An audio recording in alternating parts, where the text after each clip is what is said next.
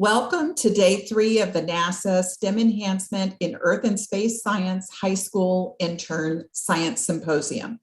SEAS is a collaboration between NASA, the University of Texas at Austin's Center for Space Research, and NASA Texas Space Grant Consortium. In 2021, we received almost 800 applications for the final 260 10th and 11th grade students that were selected to participate in 14 different Earth and space science projects. The students are amazing. You are in for a treat as you hear from these young people, our scientists and engineers of the future. On behalf of Selena Miller and myself, Margaret Baggio, welcome to NASA SEAS 2021. Today, we will have 29 team presentations. We will divide the afternoon into 2 sessions with one 30-minute break at 2:50.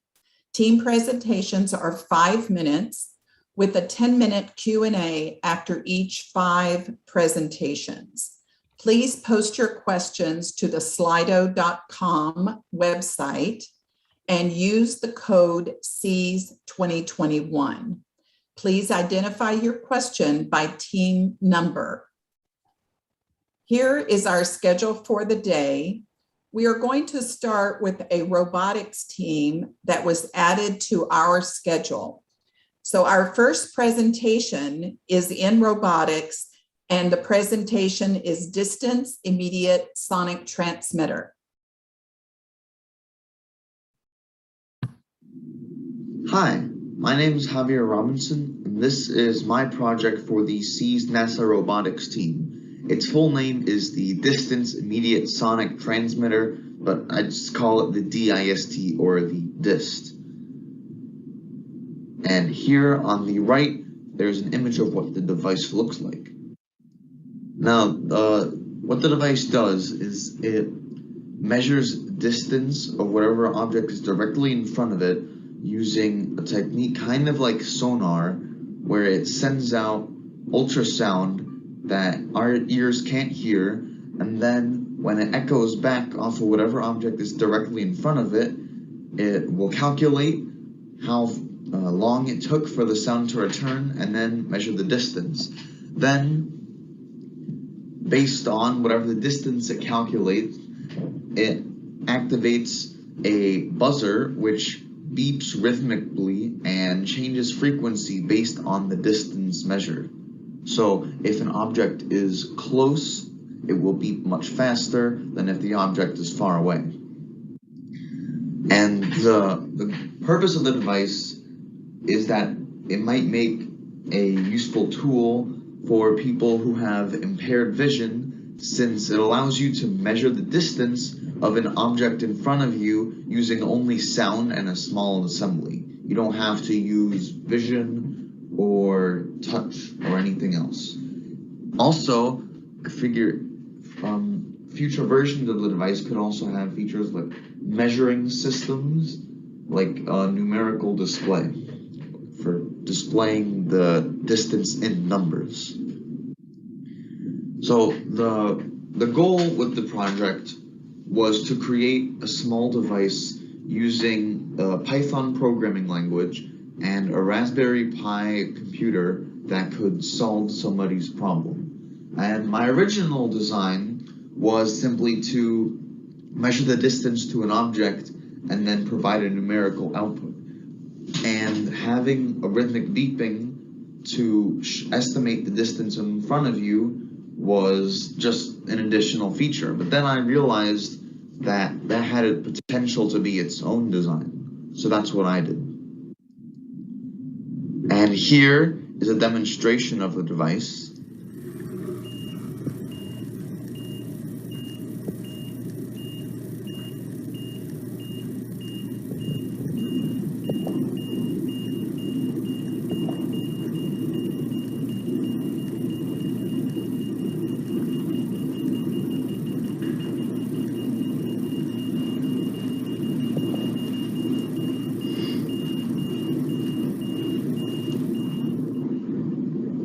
As you can see, as I move the object closer to the device, it starts beeping faster and faster, and the device also records the distance in centimeters on the screen, but obviously you don't really need that for it to work. And as I move the object farther from the device, it starts beeping more slowly. So this device uses a Raspberry Pi computer, Model 4B. It has an ultrasonic ranging module, which takes care of a lot of the calculating the distance. It uses a buzzer for beeping and a lot of wiring. So for me, I think the highlight of the entire internship was probably, well, of course, other than getting to work on my own project, which was really cool, the highlight was probably the Earth and Space Science course that we took online. Pretty much everything in there I found really intriguing, from stuff like climate monitor satellites that NASA uses to phosphorus dust being blown all the way from the Sahara Desert to the Amazon forest, and getting to see a full simulation of the entire solar system and a whole bunch of other stuff. I just found it all super interesting. And as for challenges, I found the programming for my project to be really difficult. It's a lot of complications in the way, but ultimately I got it to work. And one of the things I got out of the SEAS internship is that it offered a lot of experience in space science and Python programming and physical computing, and I'm sure all of that is going to come in handy sometime later. So thanks a lot to the SEAS internship for all of that. And next, thanks a lot to my team mentors, Sherelle Webb and Gerald Julito. They helped with any problem I had with my project, and they were really supportive about it. And thanks to all of the SEAS series speakers, all of the stories and advice they have was really interesting. And thanks to everybody else who built this wonderful experience for all of us.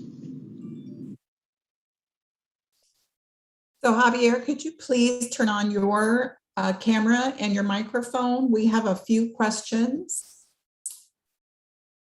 The first question is, how did you figure out beats per second by distance? Well, the way it works in the current version, it's really simple. I just take the distance in centimeters.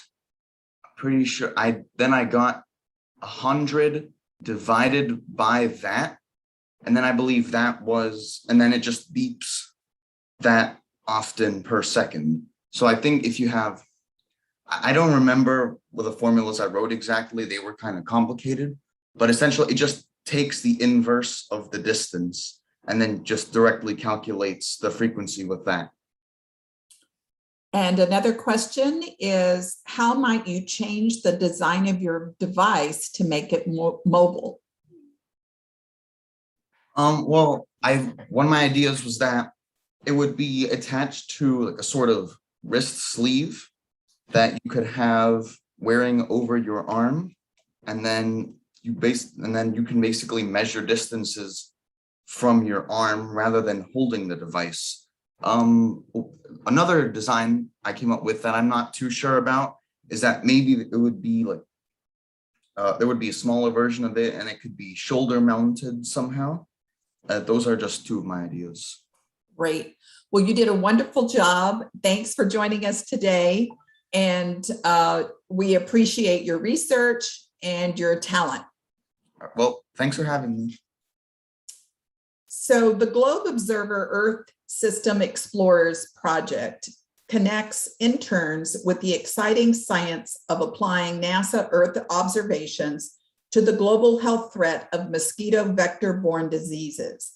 In collaboration with NASA Earth Science Education Collaboration and SEAS, even during times when interns are allowed to the University of Texas campus, The virtual format of the Globe Observer Earth System Explorers enabled interns to conduct their internship from their homes. The remainder of today's presentations will be from the Globe Observer Earth System Explorers.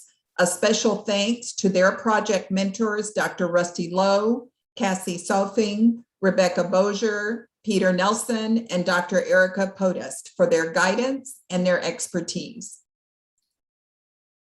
The Globe Observer Earth System Explorer program connects interns with the exciting science of applying NASA Earth observations to the global health threat of mosquito vector-borne diseases. Please welcome our first project, team number 1, demographics and their influence on mosquito source reduction. Good morning, everyone. Our group consists of Imran Boulay, Hannah Clay, Smitty Jasti, Bill Lamb, Coco Nate, Amalia Navarez, and Sylvie Wormser, and we are part of the NASA SEAS 2021 Mosquito Mapper Internship Program. We are thrilled to share our findings with everyone today. Our research question was, how do demographics influence mosquito source reduction practice, which we studied during our 8-week internship program. We were interested in finding trends between mosquito habitat source reduction data. The main demographics we've included in our study were population density, climate, age of the respondents, and the geographical region. We used ArcGIS, a geographic information system, to examine globe data collected by fellow Mosquito Mapper interns. We devised a survey and received a total of 429 responses. Now, what is source reduction data? According to the CDC, source reduction is the removal of or permanent disposal of mosquito breeding sites. This practice is vital as doing source reduction can reduce the number and spread of mosquito-borne diseases such as malaria and West Nile river virus. The image displays 2 mosquito habitat sites where one source is a stray tire and the other a storage bin. We practice source reduction by dumping the water so that the larvae would not survive and grow into adulthood.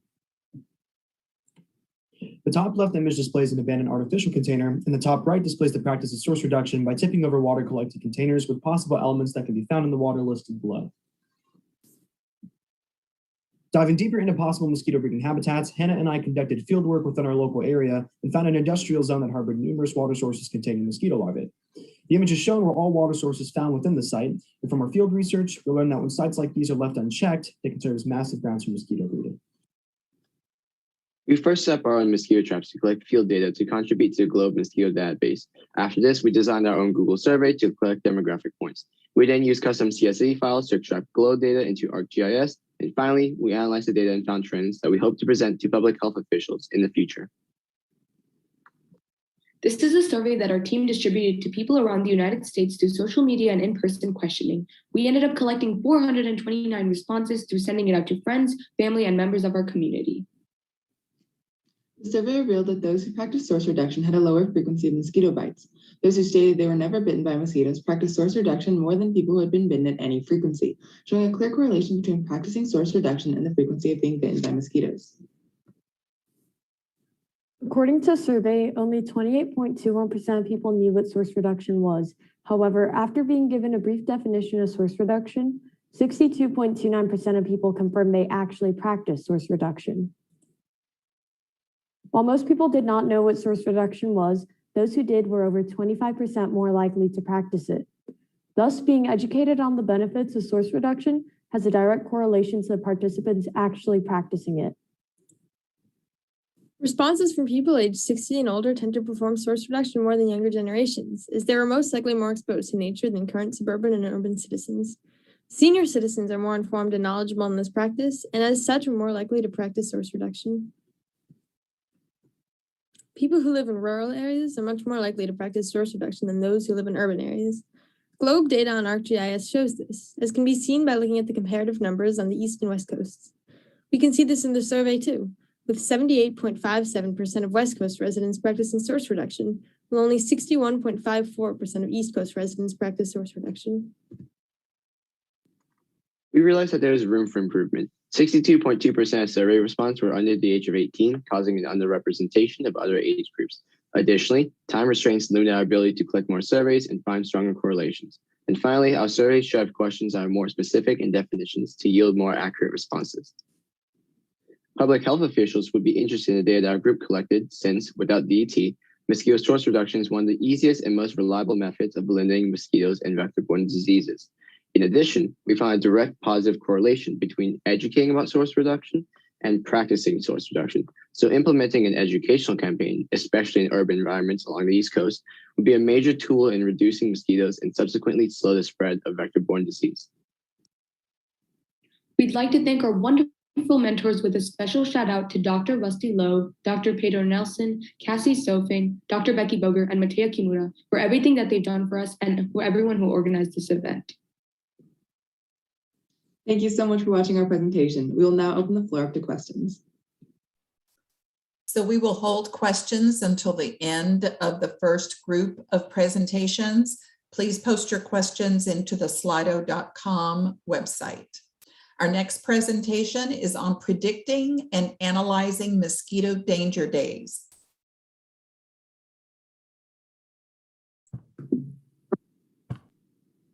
Hi, I'm Gwynlyn Hanna. I am from Turpin, Oklahoma, and I'm going to be a senior this year.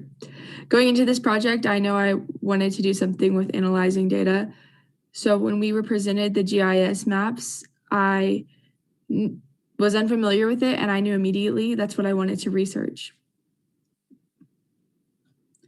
And on those GIS maps, we had to share our number of mosquito danger days in our area.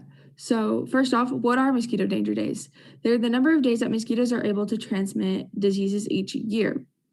And those are some common diseases right there. And at the bottom, you can see here a graph, the increase of days from 1970 to 2017 in San Francisco. So over these 47 years, the increase of season per year is 47 days. So that's an average one more mosquito day each year. So going off this line of best fit, at this rate, in 30 years, San Francisco will have another month of disease transmission. Why is it increasing? Why is it doing this? It is possible to see more mosquitoes as more areas get warmer because mosquitoes thrive in more warmer climates from around 80 degrees Fahrenheit to 90 degrees Fahrenheit. Here at this map, you can see that's when their probability is at the highest percentage. And at the bottom, you can see that there's an increase of degree in temperature now than there was in 1970. 1970, that's gray, that's kind of where it's like where they're basing the average off of. It's gotten a lot warmer since then, so we're going to see a lot more mosquitoes. Also with precipitation, because of everything, climate change and warming up, we're going to see a lot more rain. There's also an increase. And when I was looking at the mosquito data that my team has posted in Globe Observer, in areas where there's more water and more rain, there's more mosquitoes collected, more information and evidence of mosquitoes being there. So going off of our ArcGIS map, our collaborative map, I went in and saw where my fellow mosquito mappers were and what their danger days amounts are. And so in Houston, it's 16 more days than it was in 1970. Amarillo, Texas, that's where I'm around, 19 more days. San Francisco, 47, and such that you can see. And so from 1970, from 30 years from now to 2052, we're gonna see an increase from 1970, 26 more days in Houston. And Amarillo, we're gonna see 31, San Francisco, 77. I was going off of the area's slope. Each area has a different slope, and that's what I did is I tried to see what I predicted for the next 30 years potentially. I want to wrap this up by thanking everyone who put this together and made this opportunity for me and my peers. I want to thank my mentors. They've been super understanding, so helpful, and I'm just amazing. With any questions, they have an answer. And many ways and features that the SEAS has, it's prepared me for my future. I think my favorite feature about this is all of the resources that we were given. But a challenge, though, that I had personally is managing time, because I think we all understand that summers can get so chaotic with camps, vacations, and summer school and such. So I think I've bettered myself in time management through this program. I've also improved my research skills, discussion and working with others, and I've made connections with scientists globally. And this program has made me more inspired to go into the STEM field. And I feel like I'm getting closer and closer to my dream of becoming a researcher in science. These are the resources I used in my presentation. Thank you so much for your time. Terrific. So our next presentation is the effects of color and size on the attractiveness of mosquito traps.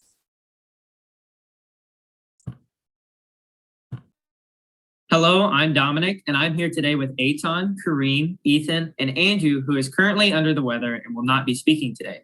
But we are here to present our research on the effects of color and size on the attractiveness of mosquito traps. Our research question: do the color and surface area of mosquito traps have an effect on their ability to attract mosquitoes?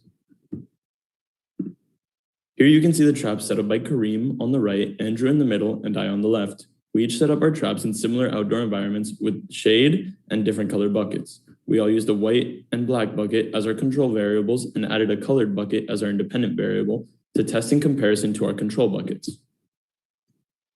Here you can see the traps set up by me and Ethan. We each set up our traps in similar outdoor environments with the shade and different side buckets. 2 of my traps were set up near my house, and the largest one was set about 20 minutes away at my school. For our hypothesis, we expect that darker colors and larger surface areas will attract more mosquitoes.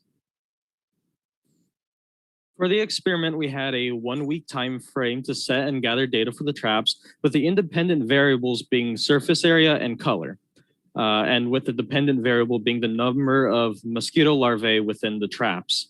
And also the controlled variables were the bait, fish flakes, and land cover. For our colored buckets, we consistently noticed at least a couple larvae in the white bucket, while larvae were only found in the blue and black buckets on day 4. From day 2 to day 4, we saw an increase in larvae in all colors, but once day 6 was reached, we found less larvae than on day 2.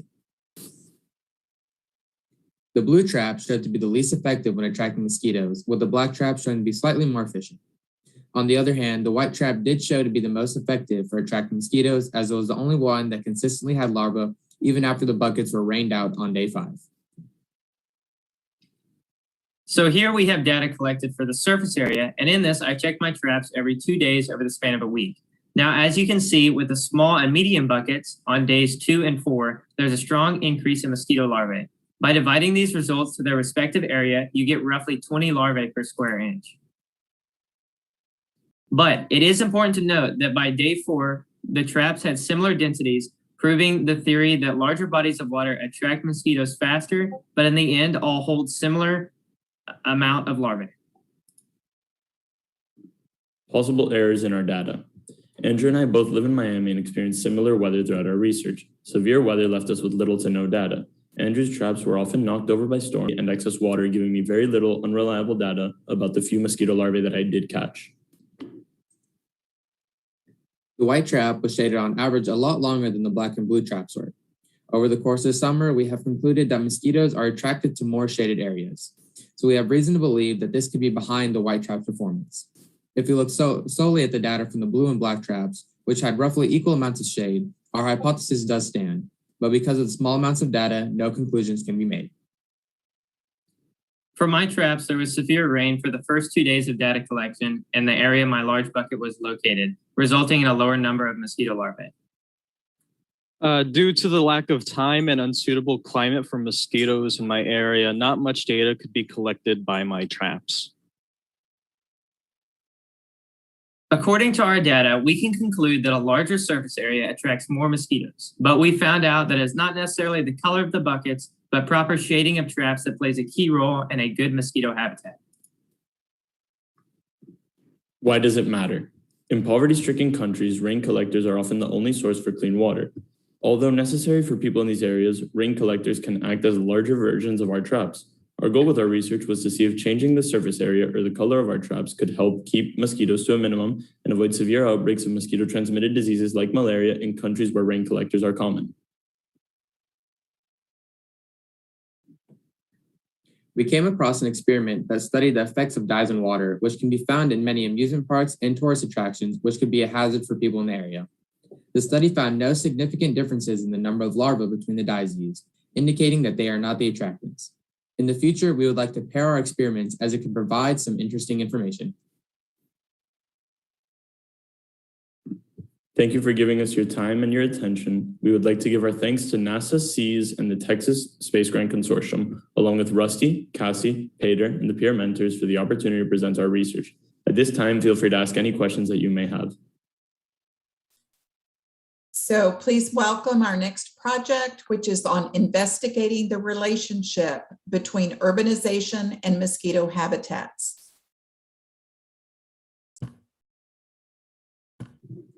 Hi, I'm Ashika, and along with my partners Uma and Agnes, we investigated the relationship between urbanization and mosquito habitats.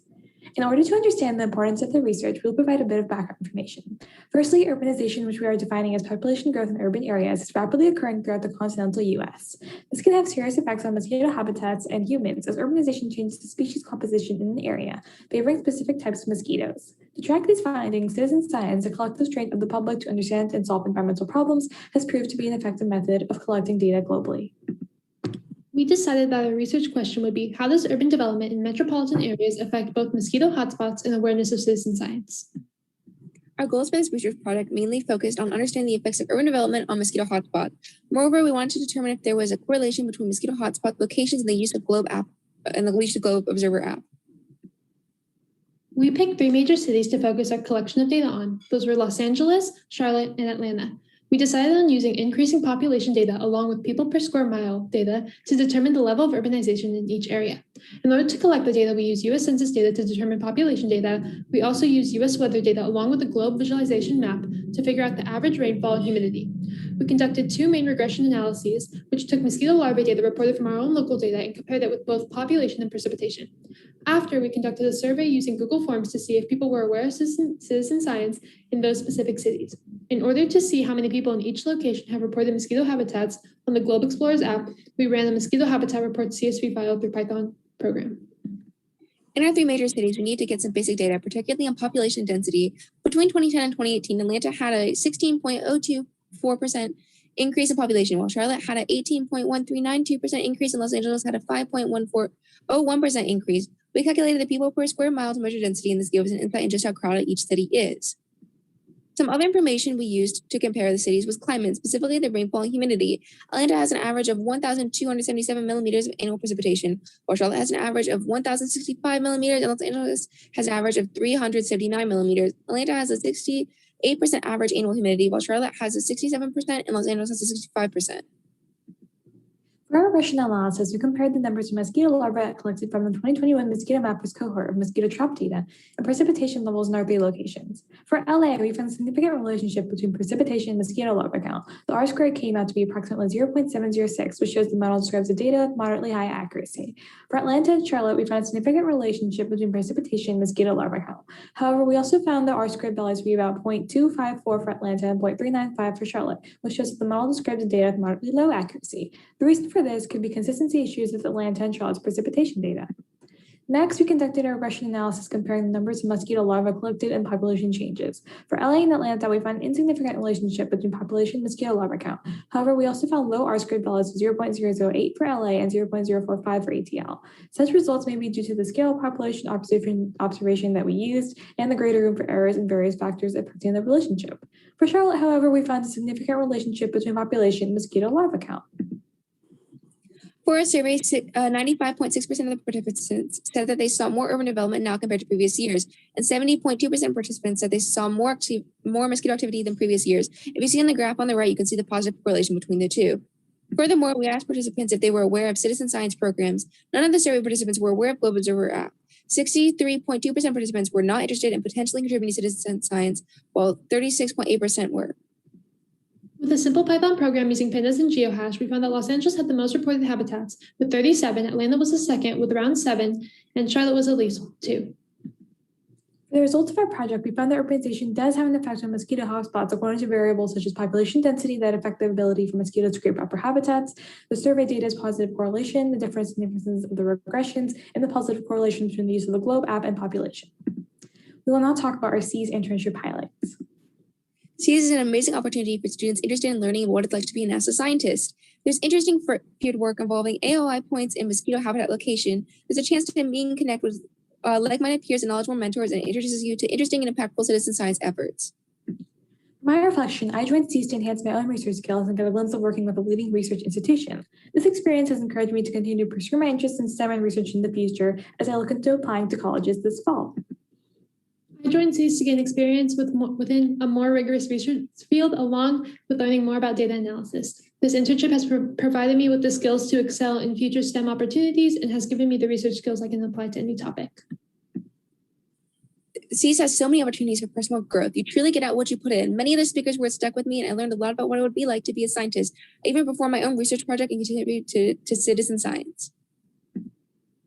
We'd like to thank our mentors, Cassie, Rusty, Peter, Erica, our peer mentors, and the SEAS internship program for supporting us with our project. Thank you. Great job.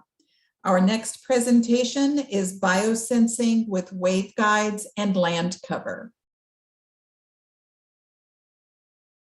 Hi, my name is Anna Ager, and this is our project, Biosensing with Waveguides and Land Cover, with Corbin Adkins, Michelle Eno, Benito Espasti, Andrew Kim, Justin Land, Nicole Schmidt, and Felipe Solorzano.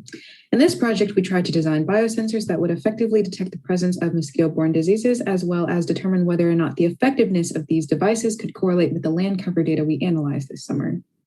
So first, it's best to compare current biosensing methods. We'll discuss 4 methods specifically, the first being reverse transcription polymerase chain reaction. RT-PCR utilizes DNA and RNA polymerase to identify changes in gene expression in order to diagnose disease. It's highly sensitive and specific, but it's limited to a disease's acute stage. Virus isolation, where a virus is separated from a serum sample, offers direct pathogen detection, but it's relatively expensive, time-consuming, and laborious. Next, viral antigen capture is a method of virus capture in samples using a specific antibody and offers simple and rapid detection, but lacks versatility as it's only viable for dengue and introduces the risk of false positive detection. Lastly, serology involves the complex study of blood serum and is similar to viral antigen capture in terms of vulnerability to false positives.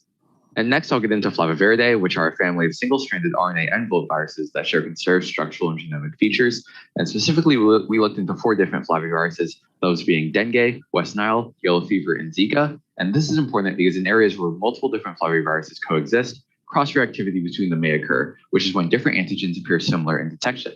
This can make accurate diagnosis a challenging task. So overall, this highlights the need for the joint operation of waveguides and accompanying contrast methods. Next, we'll be discussing some of the specific contrast methods, the first being fluorescence. So fluorophores bind to the target biomolecule, making them stand out from others in the sample by having them emit light of a specific wavelength. Pros of this method are that it has a lot of potential for use alongside waveguides and is surely more accurate than the other method. However, because it requires impact from light of a specific wavelength, it's typically less portable and more expensive. The other method, which is surface plasma on resonance, or SPR, works by having a polarized light being fired at a metal film with a solution containing biomolecules on one side. The resultant beam, which has a dark band in the middle, will shift depending on how many or how few biomolecules bind to the ligands along the metal film.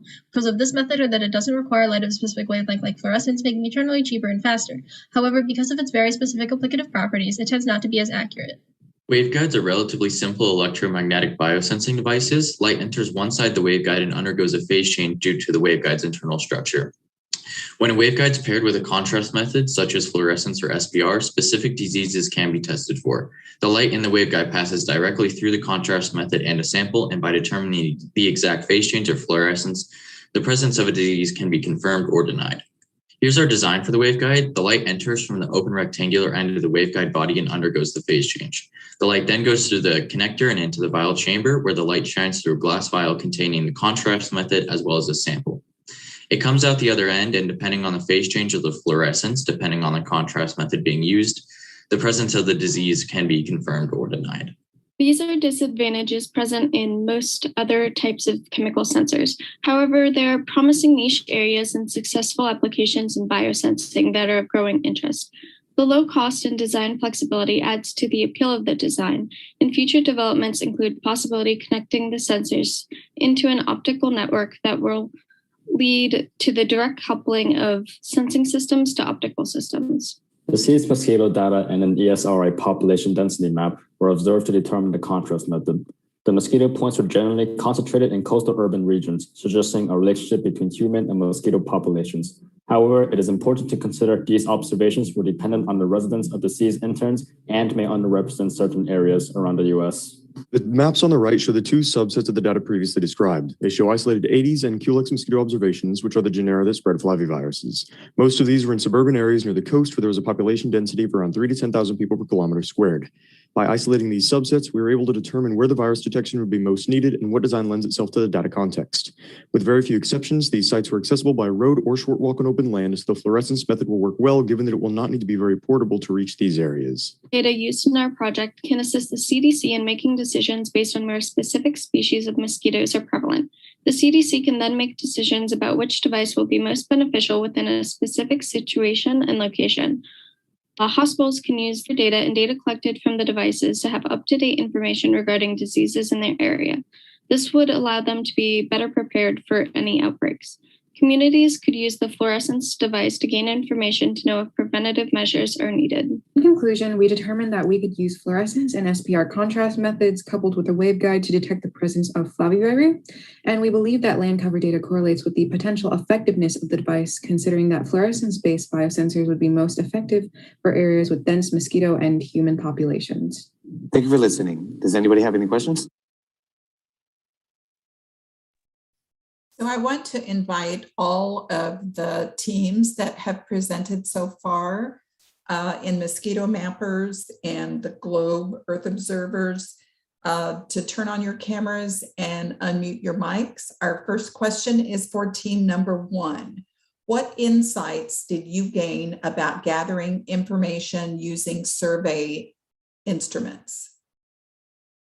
So we learned quite a few things from surveying, and the two major things is to spread out the survey through different methods rather. So what happened was we all spread it out using Snapchat and Instagram, which is why we had so many people under the age of 18 taking our surveys and less people over the age of 18. But we learned that we should spread out how we do it, maybe go door to door, send it out on newsletters. Another thing is we learned that we have to make our questions very specific in definition because different people have different definitions of different words. And that caused a bit of an issue with our results. Also for team number 1, what challenges did you confront as you were continuing with your research? Yes, so continuing from Coco's answer, we did have some underrepresentation in different age groups. Just like she said, we are all under 18, so most of the survey respondents were 18, which was about 60%. And so we also had time restrictions, so we have a lot of time to continue our research plan on doing in the future. So those were just a couple of challenges, and we plan on fixing them for our further research. Great. Team number 2, what might be a good way to educate the general public about source reduction? This may have been a question. Yes. I think that is a question for team number 1, actually. Yeah, I can take that. Okay. So based off all the data and the research that we conducted, we found a trend that when you educate people about source reduction, they tend to be more likely to conduct source reduction. And so one way that we were thinking of educating these populations, especially along the areas of the East Coast, was to do just educational campaigns, maybe partner with local like in the word, local public health officials to maybe do like campaigns where they might go door to door, or they could hold like events where they go around and pick up trash, overturn bins that might hold water, fill in puddles, that type of stuff. And just to maybe advocate more for like this type of stuff being taught in schools. So educating children at a young age, just letting them know about mosquito-borne diseases and just mosquito trends in general to hopefully fight off these diseases, especially with climate change impacting land and adding to areas where mosquitoes can thrive. We want to especially educate future generations about this to reduce mosquito-borne disease. Great. Team number 2, do you have a hypothesis about why Amarillo would have more mosquito days than Houston, Texas? I really don't. I think it might be partly of it's not as used to being at a warmer climate versus Houston, Texas, because it's a little farther north, so they're seeing more mosquitoes than usual. Okay, team number 2, did maps and data tables assist your analysis in different ways? And if so, how?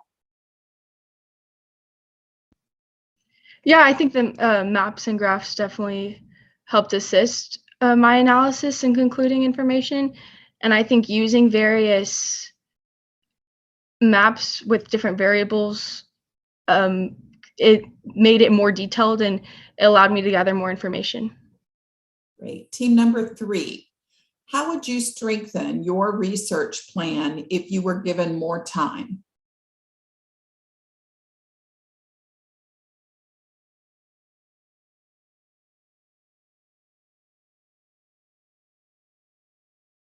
Team number 3?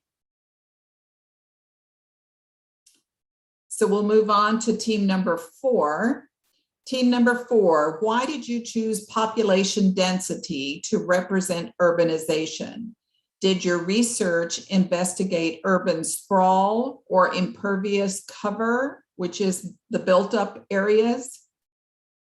Well, we chose population density because that tells you a lot about how many people are in the building or like where mosquitoes can really nest. For instance, mosquitoes have a hard time growing in population when there's a lot of people in one area versus if the people are more spread out around the area. And when we were investigating, we didn't really look at impervious or different landscapes, mostly because we didn't have the time to. Team number 5, would you use the device to track disease in mosquitoes or humans? The device could be used to track the disease in any sort of a sample, whether that's a blood sample coming from a human or a mosquito. It could also come up from a sample like ground up mosquitoes, or if you get mosquito larvae could work as well. So basically any sample that's small enough to fit in a small glass vial can be used. Well, you have all done a wonderful job and I have learned a lot. So thank you all for your research, your time, and your talent. So our next project is exploring various environmental aspects and determining their impact on mosquito populations. Hello, my name is Avery Abramson, and I was a researcher on our team. Hello, my name is Paige Bowman, and I was a coder on our team. My name is Isabel Erfurt, and I was a researcher on our team. Hello, my name is Aksh Iyer, and I'm a researcher on our team. Hello, my name is Vishal Konakanchi, and I'm a coder on our team. Hello, my name is Virginia Ogburn, and I was a researcher on our team. Hello, my name is Haran Tekel, and I was a writer on our team. The purpose of this research project is to explore various environmental aspects and determine their impact on mosquito populations to find eco-friendly solutions. Using NASA SEA's Globe Observer 2021 data, we were able to study facets such as water properties, type of bait, temperature, and air quality. Based upon our analysis, it has been established that bait types of sugar, tree bark, and creek water deter mosquito populations. While we had a limited time to find results, we hope to use this data in future studies to find an eco-friendly way to regulate mosquito populations in the spread of related disease. The first question we answered is, what is the impact of water properties on mosquito populations? Turbidity and water size make up two prominent properties of water. Turbidity is the amount of murkiness in water, and higher turbidity causes higher temperatures due to dust particles in the water absorbing more energy. Water size also impacts the appeal for mosquitoes to lay their eggs. The larger the water size, the more the variation in temperature compared to small containers of water with uniform temperatures. With this in mind, mosquitoes prefer high turbidity with an abundance of water due to suitable variations in water temperature and darkness caused by these conditions. Nutritional density is the ratio of nutrients to energy. When laying their eggs, it appears mosquitoes consider the nutritional density of baits. Higher nutritional density in mosquito habitats result in larger mosquito larvae populations. According to data collected over the course of 8 weeks, white clover attracted the most mosquitoes. The chart on the right rates the assumed nutritional density of the baits mosquito mapper researchers used based on their effectiveness. It is important to note that this data does not account for other factors such as climate, location, etc. Using this data, we can modify highly effective baits to be used in mosquito habitats without leaving an impact on ecosystems to stunt mosquito growth. Mosquitoes are ectothermic, meaning that temperature has a huge effect on them. Various studies have shown that in warmer temperatures, mosquitoes develop faster, leading to mosquitoes that are smaller and do not live as long. However, in cooler temperatures, the mosquito's development cycle is slower, so they live longer and grow larger bodies. Hotter temperatures have also been shown to lead to higher egg mortality due to greater desiccation in hotter areas. This is important because with global climate change, there will be a larger area for mosquitoes to lay their eggs and more eggs will survive. Pollutants in the air can affect mosquito populations through direct and indirect manners, which can be diffused through elements such as the soil, air, and water.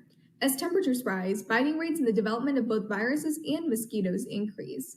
Air pollutants expands their range of travel, and the smoke from domestic fuel could endanger people in areas free from malaria because mosquitoes would be able to expand to clean areas with disease. So scientists are working to decrease air pollution in areas that have a high rate of malaria transmission. Utilizing the NASA SEAS 2021 Mosquito Mapper data, CoLab, and Anaconda, we were able to create the following graphs based upon the collected information. These first 4 graphs demonstrate temperature-related data pertaining to 4 different traps. Research predicted that higher temperatures would attract a greater mosquito population. The data from our graphs vary, so it is inconclusive whether temperature impacts the populations based on the Mosquito Mapper data. The following graph analyzes populations based on different bait types. It was concluded that pine needles and white clover yielded the highest populations, reaching over 500 larvae. Bait types such as tree bark, creek water, and sugar surprisingly yielded the lowest results, attracting no mosquitoes. Interestingly, both the PM25 values and the ozone levels of the air had an inverse correlation with the number of mosquito larvae observed. Although not confirmed by any reputable studies to date, the presence of air pollutants apparently interferes with the life cycle of the Aedes aegypti mosquito. These results illustrate the potential use of ozone-producing air purifiers as insect repellent devices. Nevertheless, in order to prevent mosquito-borne diseases, ozone-producing air purifiers should be used concurrently with other vector control methods. Further studies may reveal important instruments for environmental monitoring and the control of endemic disease vectors. As climate change worsens, the need to study the effect of various environmental aspects on mosquito populations increases as it becomes vital to stop the spread of mosquito-borne vector diseases.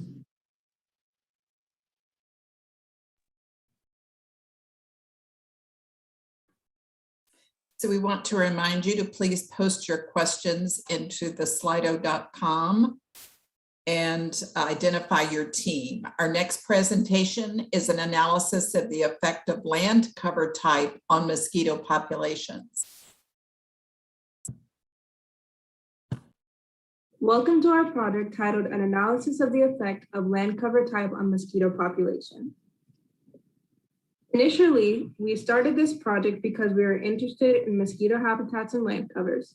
This interest was piqued through our project using the Globe Observer app to take land covers around our neighborhoods. So we have a couple of research questions. Our first question is, how do environmental factors such as land cover affect mosquito populations? I think that's probably our most important question. It contributes to how everything is being spread around and where the mosquitoes are going and what causes them to go there and why.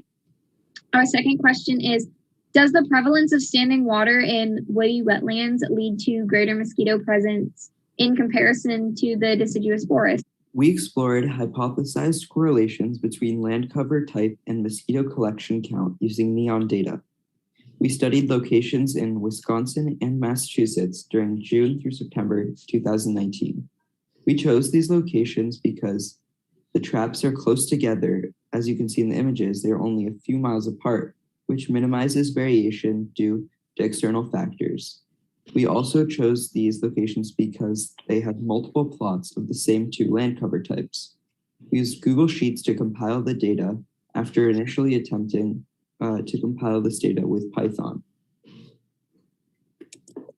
Our team generated several graphs comparing mosquito populations in the woody wetlands and deciduous forest land cover types throughout June and September 2019. As shown in our bar graphs, there was no significant difference between mosquito populations and the deciduous forest land cover type and the woody wetlands land cover type. This inconsistency held true in both locations we studied, strengthening our confidence in our research. Some improvements that we can make to our research project would be to factor in variables such as precipitation and temperature, and compare mosquito populations in a broader range of land cover types.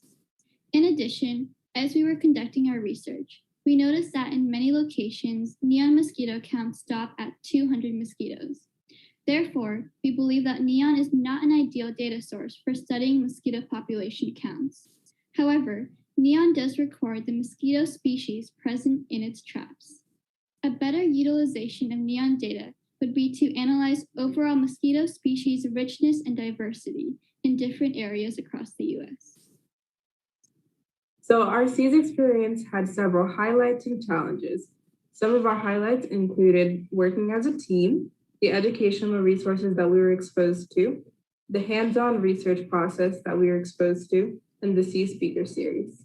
Some of the challenges we had were organizing data into correct project context, the time constraints that we faced, and brainstorming. This SEAS experience has educated me about how mosquitoes affect us and the community surrounding us, and it has given me an opportunity to conduct research to answer some questions that I think everybody has. The SEAS internship taught me how data from NASA satellites helps people on Earth. The SEAS experience has provided a hands-on opportunity for me to explore the intersection of environmental science and engineering, which ultimately enriched my impact on my community. The SEAS experience broadened my view on the effect that mosquitoes have in our environment. SEAS has taught me perseverance and flexibility through the research process. We would like to give our thanks to the Texas Space Grant Consortium, NASA SEAS program, for giving us an opportunity to conduct this research, and our mentors, Dr. Rusty Lowe, Dr. Cassie Sofing, Peter Nelson, Dr. Erica Podest, and Dr. Becky Boger. We would also like to thank Dr. Allison Parker for helping us understand the NEON data, and our peer mentors, Mateo Kimura and Pratham Babaria, for assisting us throughout this research project. Great job. Our next project is analyzing local land cover data using surrounding data. Hello, I'm Yuvraj Sahu, and I will be presenting on an analysis of local land cover using surrounding data. So to provide a brief overview, my primary research question was, how can surrounding observations be used to predict land cover at any point in a grid?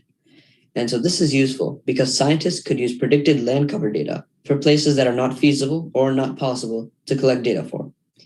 And so to provide context, I use the Globe Observer app, which allows users to collect data about the surface of the Earth. And so I collected and classified land cover data in a 6x6 grid where the points were spaced 500 meters apart. And the grid looked like this.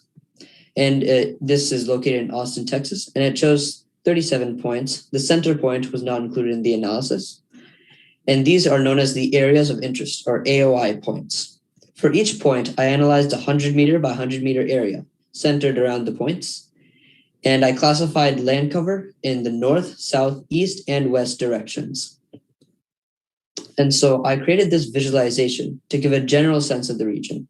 The black, darker colored boxes represent the known regions that I actually collected data for. and then the lighter colors outside the boxes are extrapolations.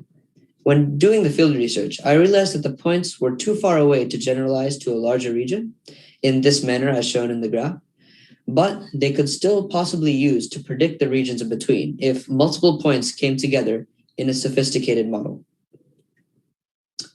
I created other visualizations for different factors, such as for evergreen trees, grass, and urban areas. This was actually the code that I created for this purpose. First, I converted meters to longitude and latitude. Then I organized the directions. Then I displayed a single data point. And finally, I displayed all the data points for a single factor. Now for the analysis methods. So for the analysis, I used a weighted average. So for every single rectangle in the grid, and for every point inside each rectangle, it predicts the land cover based on the four corners of the rectangle by using a weighted average of each of the values. So consider the blue rectangle. We will try to predict the land cover at point C. Since the northern corners are farther from C, they will have less of a weight than the southern corners. And since the angle difference for side A is less than that for side B, side A has more weight. Only sides A and B are considered since they are the only ones that face C. So to summarize, the distance and weight have an inverse relationship, and the angle difference and weight also have an inverse relationship. The following is the code to predict the land cover at a specific location. This is used to test every possible rectangle and every possible point inside the rectangles. This is used to summarize the results. And this is used as output, which is summarized in the following slides. So now for the results. First, I calculated the absolute error, and the absolute error is the positive difference between the predicted and the actual values. And by taking the average of these errors, I arrived at what's known as the mean absolute error. And so the units for these errors are percentage points. And as you can see, for deciduous trees, it is an error of 16.6 percentage points overall, then 13.4 for evergreen, 17.5 for grass, and 38.5 for urban. In general, the large rectangles tended to have larger errors than the small rectangles. Now for the conclusion. I learned that the data in a surrounding rectangle can actually be used to predict the land cover at a specific point in a grid. And for the implications, when coupled with other data, for example, mosquito data, this research can be used to predict land cover at specific places. And when coupled with this mosquito data, it can be used to reveal relationships between mosquitoes and land cover. And for further research, I could look into using new data, such as other AOI grids, satellite data, or assorted globe data. I could also try testing new models or applying this model to new contexts. And for a special thanks, thank you to the SEAS organizers for this wonderful opportunity. I've learned many things from conducting citizen science to creating mosquito traps. And a special thanks to Dr. Lowe, Ms. Sofing, Dr. Nelson, and the SEAS scientist mentors for meeting with me and answering my questions. And finally, a thanks to Mateo and the SEAS peer mentors for their guidance. And thank you for listening. Great job. Please join me in welcoming the next team, the effect of natural bait type on mosquito oviposition in Central Virginia.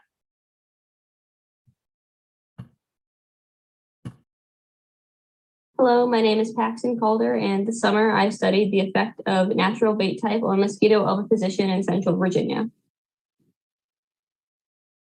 To give an introduction about this topic, Virginia, like the United States and the world as a whole, has a significant mosquito population. Mosquitoes are considered the deadliest animal in the world, and there are actually over 3,000 species of mosquitoes, but only 3 of those 3,000 spread diseases that directly impact humans. Additionally, we know that climate change is a real occurring event, and that it's going to result in warmer temperatures as well as increased amounts of rainfall and precipitation. So it's reasonable to think that mosquitoes could potentially thrive off of such conditions because they do lay eggs where there is more moisture, standing water, deeper water, shade, and also darker colors. So with this study specifically, I was looking at what areas within Central Virginia should be carefully monitored based on surrounding vegetation in order to increase understanding of mosquito preferences. So to do this, I set up 3 ovitraps. traps. Each trap was made out of a black bucket, and each had one of 3 baits, either pine needles, tall fescue grass, or white clover. Each had the same amount of bait, the same amount of water, a large rock to steady it, as well as a ruler in order to accommodate the species that do not lay eggs on the water's surface. And the traps were set up in a well-shaded and undisturbed backyard and left for 10 to 12 days, depending on larva maturation. And then larva counts occurred through sampling and totaling. And then finally, the habitats were eliminated so as not to exacerbate the problems that adult mosquitoes can sometimes cause. As for the study site, it took place in Henrico County, Virginia, and this map gives you an idea of where that's located on the eastern seaboard. And these are some land cover observation images to give an idea of the canopy as well as the surrounding vegetation of where the traps were set up. As for the results, the white clover on average was the most successful in terms of the greatest larva count. On average, it had about 539 larvae, but pine needles came in as a close second with 528 on average, but the tall fescue grass traps did much worse with an average of about 399 larvae. It's important to note, however, that between trials, there was variation and the trends did shift among the different bait types. So as you can see, from trial 1 to trial 2, the pine needles and the white clover saw an increase in larva count, but from trial 2 to trial 3, all 3 baits saw a decrease in terms of larva count. So during trial 2, there was a large rain event in my area, and there was excessive heat during trial 3. So it's important to note these events because since it is field work, some kinds of occurrences and happenings can take place that could then in turn influence your results. As for interesting findings, I did find 2 Toxorhynchides mosquito larvae. So these are cannibal mosquitoes, meaning they're harmless to humans. They will only eat other mosquito larvae. But what was interesting about mine specifically is that they were only in the pine trap and they were only found during trial 1. It's also important to note that these mosquitoes can eat up to 5,000 larvae each. So it's reasonable to think that the pine needle trial 1 larva count could actually have been much greater, but many were eaten by these cannibals since there were 2 of them. As for the next interesting finding, I only saw pupa during trial 3. That's the 3rd stage in the life cycle of a mosquito, and that was only in trial 3. And then lastly, there were more egg grafts in the white clover traps than any of the other traps, and this was across every single trial. So white clover had an average of 6 egg grafts, and pine needles had an average of 2, with tall fescue grass having an average of 1.6. So much more egg grafts in the white clover. As for the discussions of why these results were found, suggestions and reasonings behind that, why were the mosquitoes so well attracted to the pine needles, and why didn't that acidity dissuade them from laying eggs in that trap? Well, some studies have shown that Aedes mosquitoes specifically have antennas that are sensitive to chemical compounds, liminin and pinin, which are commonly found in pine needles, and that those compounds are actually attractive to mosquitoes.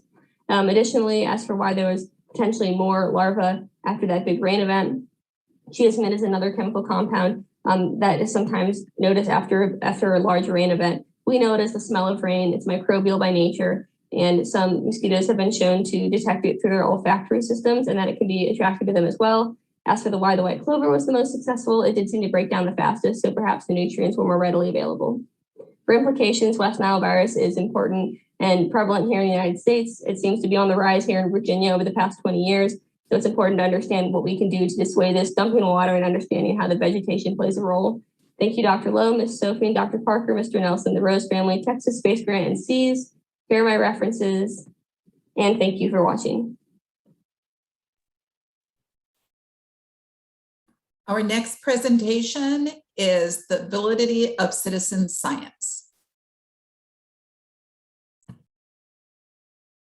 Hello, I'm Steve Garcia, a mosquito mapper from Los Angeles, California, and I conducted my research towards validating the use of citizen science. In specific, the validity of globe observer citizen science by utilizing an experiential learning model. Before I begin, I want to personally explain why I conducted this experiment. We as a youth understand what it means to be undermined. That is why when Dr. Rossillo mentioned to me that a vast few researchers don't consider citizen science as real science, I felt it to be my personal obligation to ensure that others like us are given the trust we deserve, since we can help propel research further than it has ever gone. That said, there is some key background information and key terms which you need to understand to move forward in my research. The term super citizen scientist is a filter which I use to refine which user observations I'm analyzing. Since my experiment relies on experience, I need to ensure that that the users I analyzed conducted at least 10 observations to observe trends in growth of accuracy, although this did limit the amount of users I could analyze. Furthermore, as mentioned in the introduction, an experiential learning model refers to the characteristic of learning through experience, since several learning theorists such as David Kolb have proven that for many, experience allows for content and procedures to stick more unto people, which could directly correlate with experience with accuracy growth. To commence, my broad research question was, how can it be proven that globe observer citizen science is reliable for scientific research, specifically targeting mosquito habitat observations? From that semi-broad question, I correlated my hopes with a known. My research began through data analysis. I manually grouped all mosquito habitat observations since 2017 by their user and publication date. From there on, I filtered the super scientists to refine the data for my specific research. Amongst them, I chose at random 10 super scientists and their initial 10 observations to begin analyzing the accuracy of each individual observation. I classified the accuracy of each observation by weighing the citizens' data and analysis for 4 specific categories, each with distinct weight. Accurate water source type and pupae presence analysis each account for 25% of the accuracy score. These are weighted more heavily since they directly contribute to the growth of mosquito populations. Mosquito egg presence is weighted at only 15% due to the inability for some citizens to observe non-culex mosquito eggs. So those eggs that float at the top are the easiest to see, but for the untrained eye, non-culex are kind of harder because it's underneath the water. And lastly, usable mosquito larvae images are weighted the heaviest at 35% due to the high importance for researchers to collect usable larvae data to conduct the valuable research such as that from my fellow mosquito mappers. A keynote which should be taken into account is that many users deliberately chose to leave the mosquito egg presence blank. I took the elected decision to count that action with weight, since it demonstrates that the user acts as a trained researcher, knowing their own limitations and preserving the accuracy of the data. And I chose these 4 observations because it serves as a preliminary validation for the research. Because for many researchers, they want to verify what type of mosquitoes there are and what type of mosquito habitats the mosquitoes are living in, which can contribute to mosquito migrations or other trends, which can answer countless research questions. After verifying each individual data from the user, their accuracy score was grouped to its corresponding order of observation to analyze the average growth rate of user accuracy. The process data demonstrates that on average, the 10 users initially had continuously fluctuating accuracy readings until after the 5th observation, which although demonstrated a lower average, the slope was more linear and almost tangent to the average growth rate, demonstrating a trackable trend in growth. My research is incomplete. Currently, I haven't discovered a minimal average number of observations till a reliable accuracy score was achieved, but I did uncover a positive growth rate of user accuracy, which indicates that the following 10 observations from super citizen scientists should output accurate data with minimal trained individual analysis. That said, that the average accuracy rate should be around 80% or higher, which should be more considerably valid. So my conclusion and further discussion. My research, although limited in data sets, demonstrated a promising accuracy growth rate. Researchers are correct in hesitating initial observations by citizen scientists, but it has been demonstrated that experience amongst mosquito habitat mapper observations increases the accuracy of analysis and data. Upon further research and a larger data set, a more accurate accuracy growth rate can be uncovered, which can then be integrated in Globe Observer Protocol to indicate the most accurate observations for researchers. Lastly, I would like to acknowledge the inspiring role models and work which our mentors and peer mentors have contributed to us over the past summer. Thank you for guiding our future to a brighter, mosquito-free tomorrow.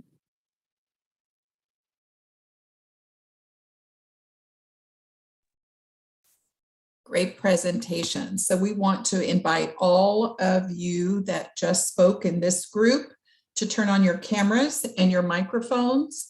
Our first question is for team number 4, which was the effect of natural bait type on mosquitoes in Virginia. Do you think that the color of the collection buckets played a role for the heat in trial number 3? Hello. So the 3 buckets were all black buckets, and the black as a color is going to absorb more of the radiation, the energy, and it will be warmer than, say, a white bucket or a lighter colored bucket. But they were consistent. All 3 traps were the same colored bucket. So at least there was consistency across buckets and across trials. But overall, in trial 3, the weather overall was just hotter. There was just excessive heat. So that easily could have played a role in terms of exacerbating the heat that was already there. But I think the extent to which heat played a role was likely because of the weather and not the buckets themselves.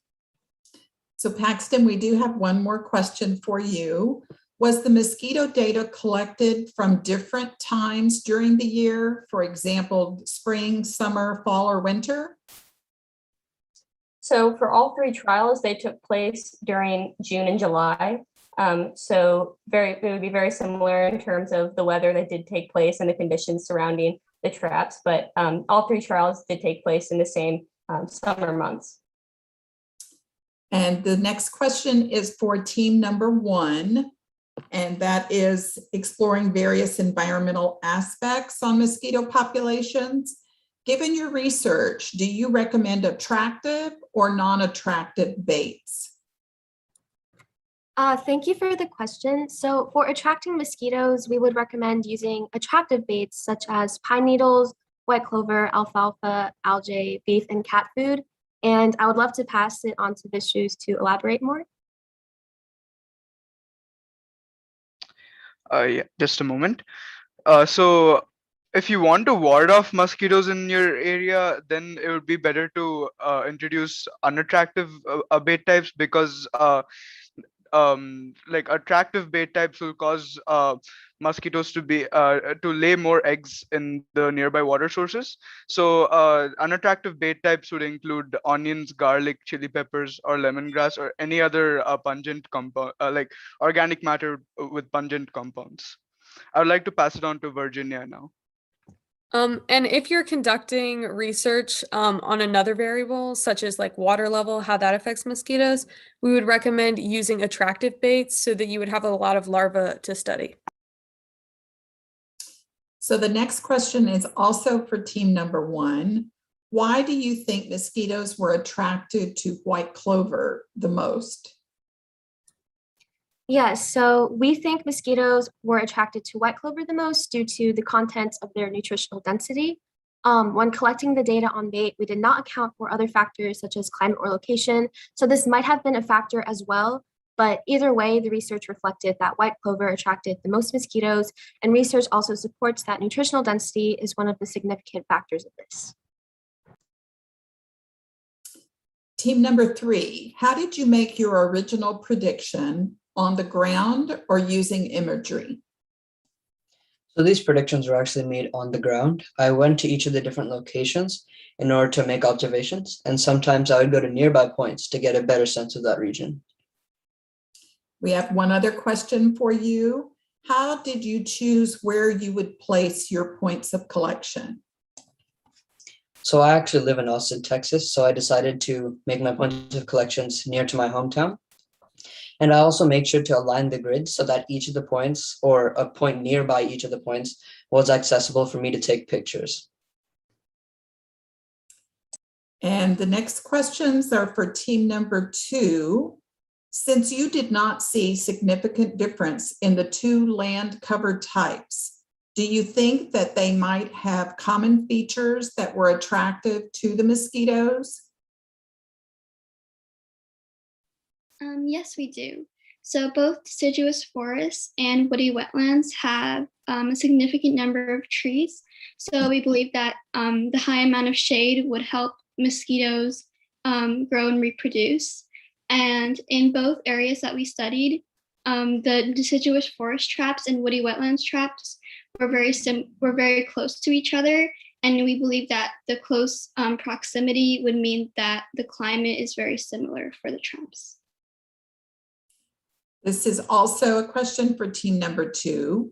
What other variables do you think need to be factored into your work?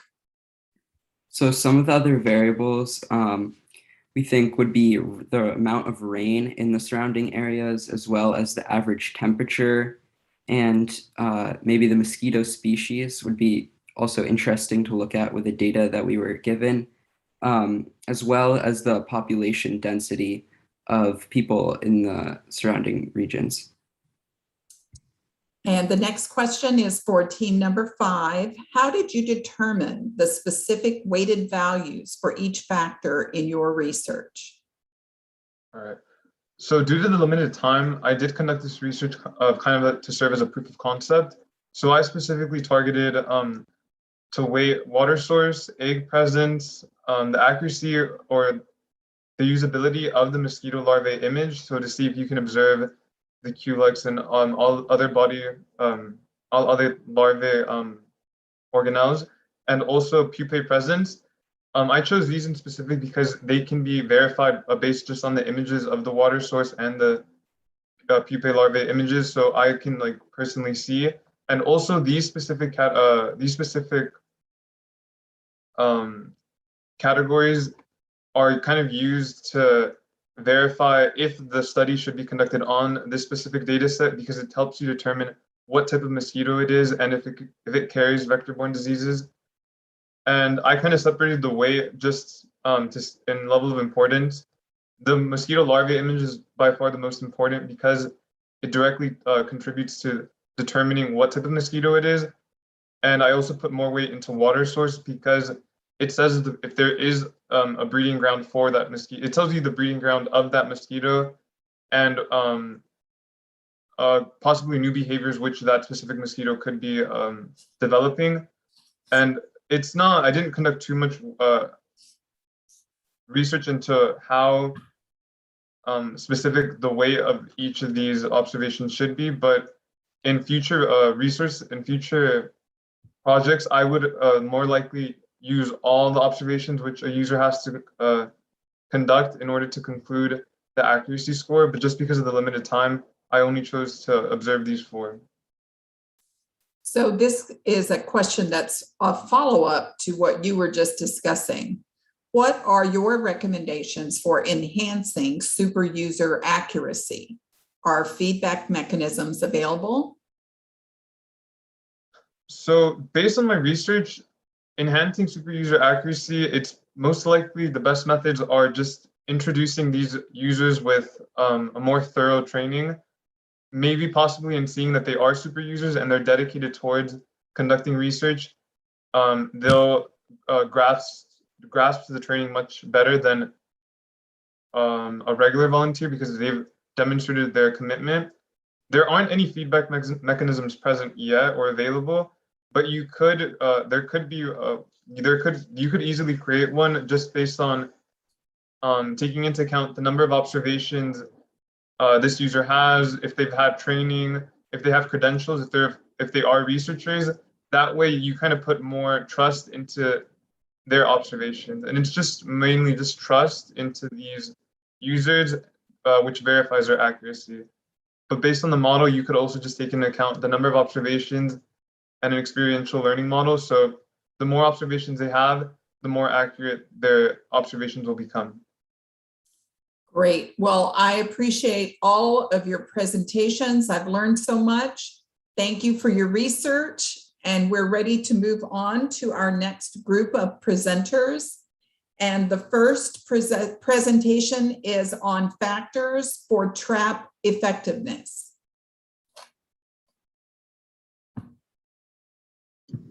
Hi, I'm Joshua Senda, and I decided to do my project on different factors for trap effectiveness to help future interns troubleshoot why their mosquito traps may or may not actually be working. To start off my internship, I chose a small corner of my backyard because it's shaded for most of the day, and we were kind of told to put our traps in a relatively shaded area. So I decided to test out different amounts of water. So I had 5 traps ranging from 1 to 3 cups of water to see if there was any notable difference in the amount of mosquitoes attracted. However, at the end of the first week, I actually haven't attracted any mosquitoes despite living in a mosquito-heavy area. And as you can see, the water was all black, and there was a ton of debris in the water. And initially, I thought that this was because there was a ton of thunderstorms the first week. However, after repeating the setup for the second week, I got the same results, despite the fact that there was absolutely no rain the second week.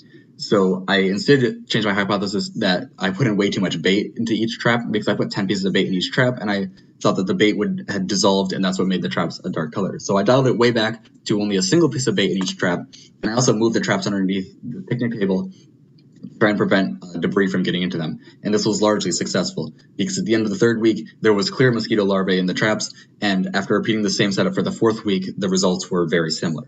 The largest surprise, however, actually came at the end of the third week as I was going back inside to notice that my dog's water dish had a mosquito larvae in it. And it was surprising to me because it was in an area that had a large amount of sunlight. And also that there's no bait in my dog's water dish, which is why for the fifth week, I actually put no bait in any of my traps to see if that made any difference at all. And so I didn't actually get enough weeks to fully test out different levels of sunlight. So I would highly encourage future interns to test that out if that interests them. But I do have two really, really simple graphs here. The first one is about the different cups of water. Even after the change in setup for the third and fourth week, which is what these numbers are from, they're the average between the two, the 1 and 1.5 cups of water traps did not attract any mosquitoes at all. However, as you can see from there, it clearly goes up as more water is added. So I would say that there is a pretty clear correlation that the more water you have in each trap, the more mosquitoes are attracted. And the next one that I have is on the different amounts of bait, with 10 pieces of bait never attracting any mosquitoes, 1 piece of bait averaging a little bit over 100, and with no bait, it's a little bit over half the amount of 1 piece that it got in the 5th week. Of course, it's only a single week of testing. But however, I'd say it is pretty clear that that some bait is required to attract higher amounts of mosquitoes. Just don't go overboard with it like I did. So that about sums up my project. However, for my internship experience, I greatly enjoyed the internship. It was an absolute blast to go through. I really enjoyed being able to kind of go out on my own and really picking like what I actually tested for and troubleshooting reasons why my traps weren't working in the first 2 weeks. And it also, that experience helped to kind of strengthen my interest in going into a scientific career because it's what scientists do. And the fact that I had so much fun with it really helped me strengthen my interest in the scientific career. I would say that the hardest part of the internship experience was the very beginning of it because my school goes really late. We got out June 21st. And so juggling like final projects and just starting off the new internship had a lot of stress. However, I would like to give a massive thank you to Cassie, Rusty, and Peter, as well as all of the peer mentors that helped out along the way, because they really helped kind of make the process a lot easier. And it really helped kind of lower the amount of work I had to do while also doing my final projects in school. And that was really, really helpful.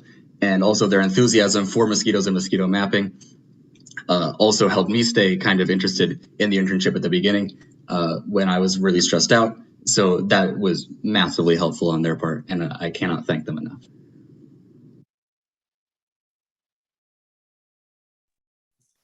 Great job. Our next presentation is on predicting dengue virus outbreaks.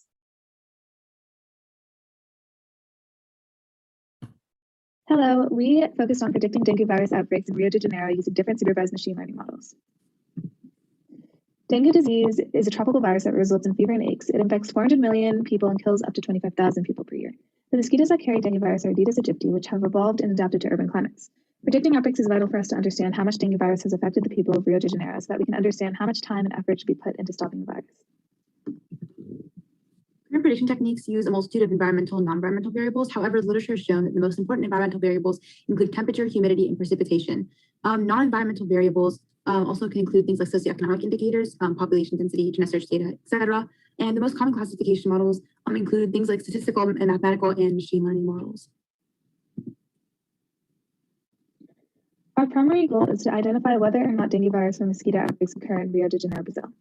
Our research objectives are to determine the correlation between dengue outbreaks and precipitation, humidity, and temperature, to implement and compare the performance of various supervised machine learning models using these inputs, and to determine the optimal model for predicting dengue virus outbreaks in Rio de Janeiro to assist with preparedness.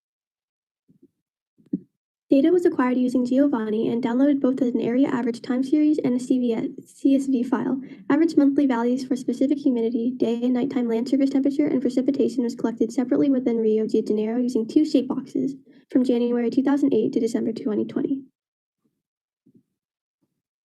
Here are time series representations of the environmental data. For the dengue cases, they were acquired from SINAN, or the Informational System for Notifiable Diseases for Brazil. And it's pretty accurate for dengue because dengue is a compulsory reportable disease in Brazil. Data was extracted only for the state of Rio de Janeiro, and it was extracted as the monthly probable cases for between 2007 to 2020. And each month is classified as an epidemic month if the cases were over 100 per 100,000 individuals. Recent research has particularly focused on machine learning models due to their ability to non-linearly map between inputs and outputs effectively. We particularly use supervised machine learning because our data is all labeled. In particular, there are two types of supervised tasks: classification and regression. Classification is dividing data into classes. Regression is determining a model for extrapolation. We can convert a continuous spectrum of predictions, regressions to classification, a binary value of 0 or 1 by rounding. We looked at 8 machine learning algorithms in particular. The first is naive Bayes, and this is a probabilistic classifier. So that is, it takes these different probabilities, computes them, and naively assuming independence between attributes, computes the posterior probability and makes a decision or classification on the basis of this. The second is logistic regression. So that's trying to fit a sigmoid or logistic function to data, and on the basis of that, making classification between 0 or 1, on or off, or in our case, an epidemic month or not. Next is the support vector machine. So this looks at the extremes of a data set and just makes these decision boundaries and then makes a middle decision boundary that separates two classes. And now going from classification to regression, looking at random forest, we see that there's a combination of these independent decision trees, which each make independent classifications with combined using a majority or an average to make a final classification for an instance. The next is linear regression, which is just applying a linear model to a set of data. K nearest neighbors, which is looking at the K nearest neighbors in a 3D or multidimensional plane, and then making a classification on the basis of that. And then we also looked at the fully connected feed-forward neural network, where input signals propagate through the network in a feed-forward fashion to map from input to output, and the long short-term memory neural network, which has this recursive structure, which makes it better for analyzing time series data, which is in our case. For classification models, the 4 values that we chose are accuracy, precision, sensitivity, and specificity, which are standard machine learning metrics to evaluate how well a model performs. They are calculated on the basis on the confusion matrix shown on the slide. For regression models, we chose the coefficient of determination, which is a measure of the statistical correlation between the predicted and observed values. We also look at mean squared error and mean absolute error, which quantify the discrepancy between the observed and predicted values. So looking at the results of all of the models, because it can all be converted to a classification task, we can look at the classification metrics across them all. And the presence of a lot of high values, mostly above 90%, indicate that all of the models just generally performed pretty well, and that has implications for dengue virus prediction in Rio de Janeiro. But this doesn't really tell us that much about comparisons. So we look more at the regression models, and R-squared value gives us a little bit more disparity. In particular, we see that linear regression is too much of a generalization, and in particular, the LSTM and the random forest methods, which are more sophisticated, do stand out to us, and that's because of their more complex architecture. For future work, we hope to incorporate non-environmental prediction variables such as Google search data and study dengue infection cycles and how cycles of immunity can account for dengue outbreaks, as well as extrapolate findings to other regions and analyze more long-term trends starting from earlier dates. Finally, we would like to end with our acknowledgements. We thank all the mentors in the SEAS Mosquito Habitat Mappers and peer mentors. Thank you.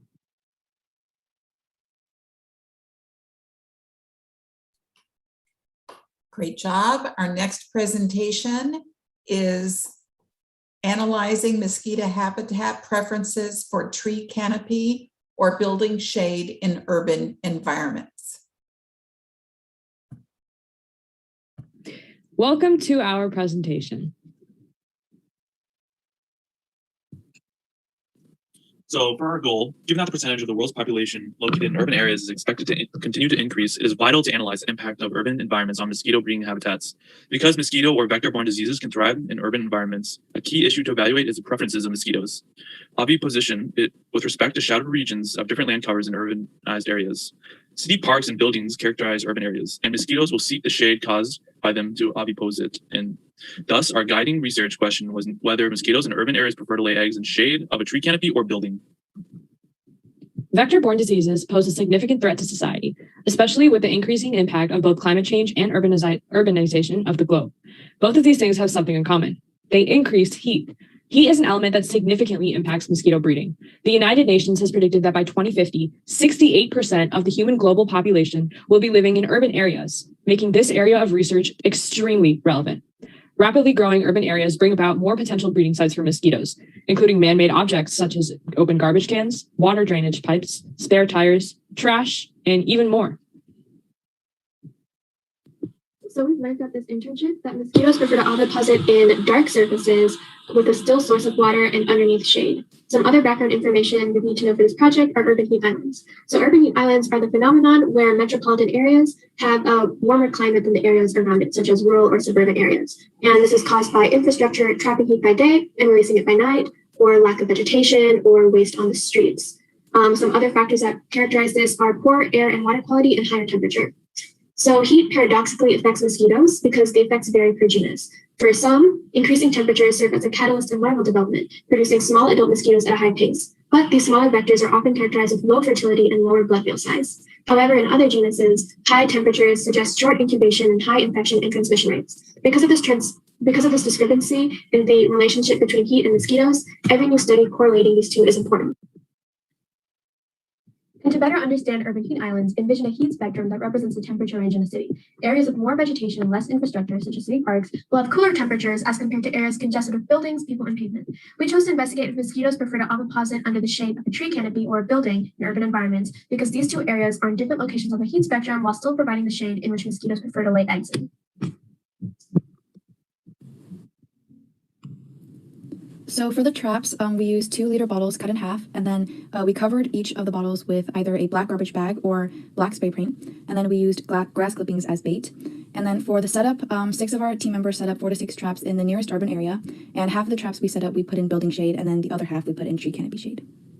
We let the traps sit for 3 days before we collected data, and to quantify the data, we measured the amount of larvae we saw in each trap after 3 days. And along with that, we also looked at data from other SEAS interns traps this year by looking at the Globe Observer database. And then we used ArcGIS to create site maps and Excel to create graphs. This map demonstrates where all the traps were placed with the interns. Red symbolizes building shade, whereas green will symbolize tree canopy shade. While it doesn't look like it, the spots on New Jersey, Virginia, Colorado, and California actually have both tree canopy and building shade. And these two figures show the average number of larvae found at each of those sites. As you can see, Arizona, Michigan, and Nevada are missing traps. This is because we took this data from the other interns that used the Globe Observer, and they didn't use both locations. In Texas and Virginia, you can clearly see that tree canopy shade caused a greater number of larvae than building shade. However, looking at the rest of the data, it's not comparative because there's either zeros or no other traps to relate to it. And due to this, for a more accurate conclusion, we would need more traps in more locations over a longer period of time to draw a better and more accurate conclusion. Because all of our traps were set in an urban environment, they were exposed to the potential threat of humans disposing of or tipping over the traps. 4 of our traps were empty or disappeared, so common civilian interference can be classified as a factor of reducing mosquito habitat. There were also lots of zeros, but we learned from Dr. Lowe that zeros are needed too. So even if it looks like we got no results for some of the traps, the lack of larvae have categorized that specific area as habitable or non-habitable for mosquitoes. Due to our numerous locations, there was a lack of comparative data outside of Texas. Additionally, we only conducted the experiment for 3 days, which could have limited the amount of larvae present.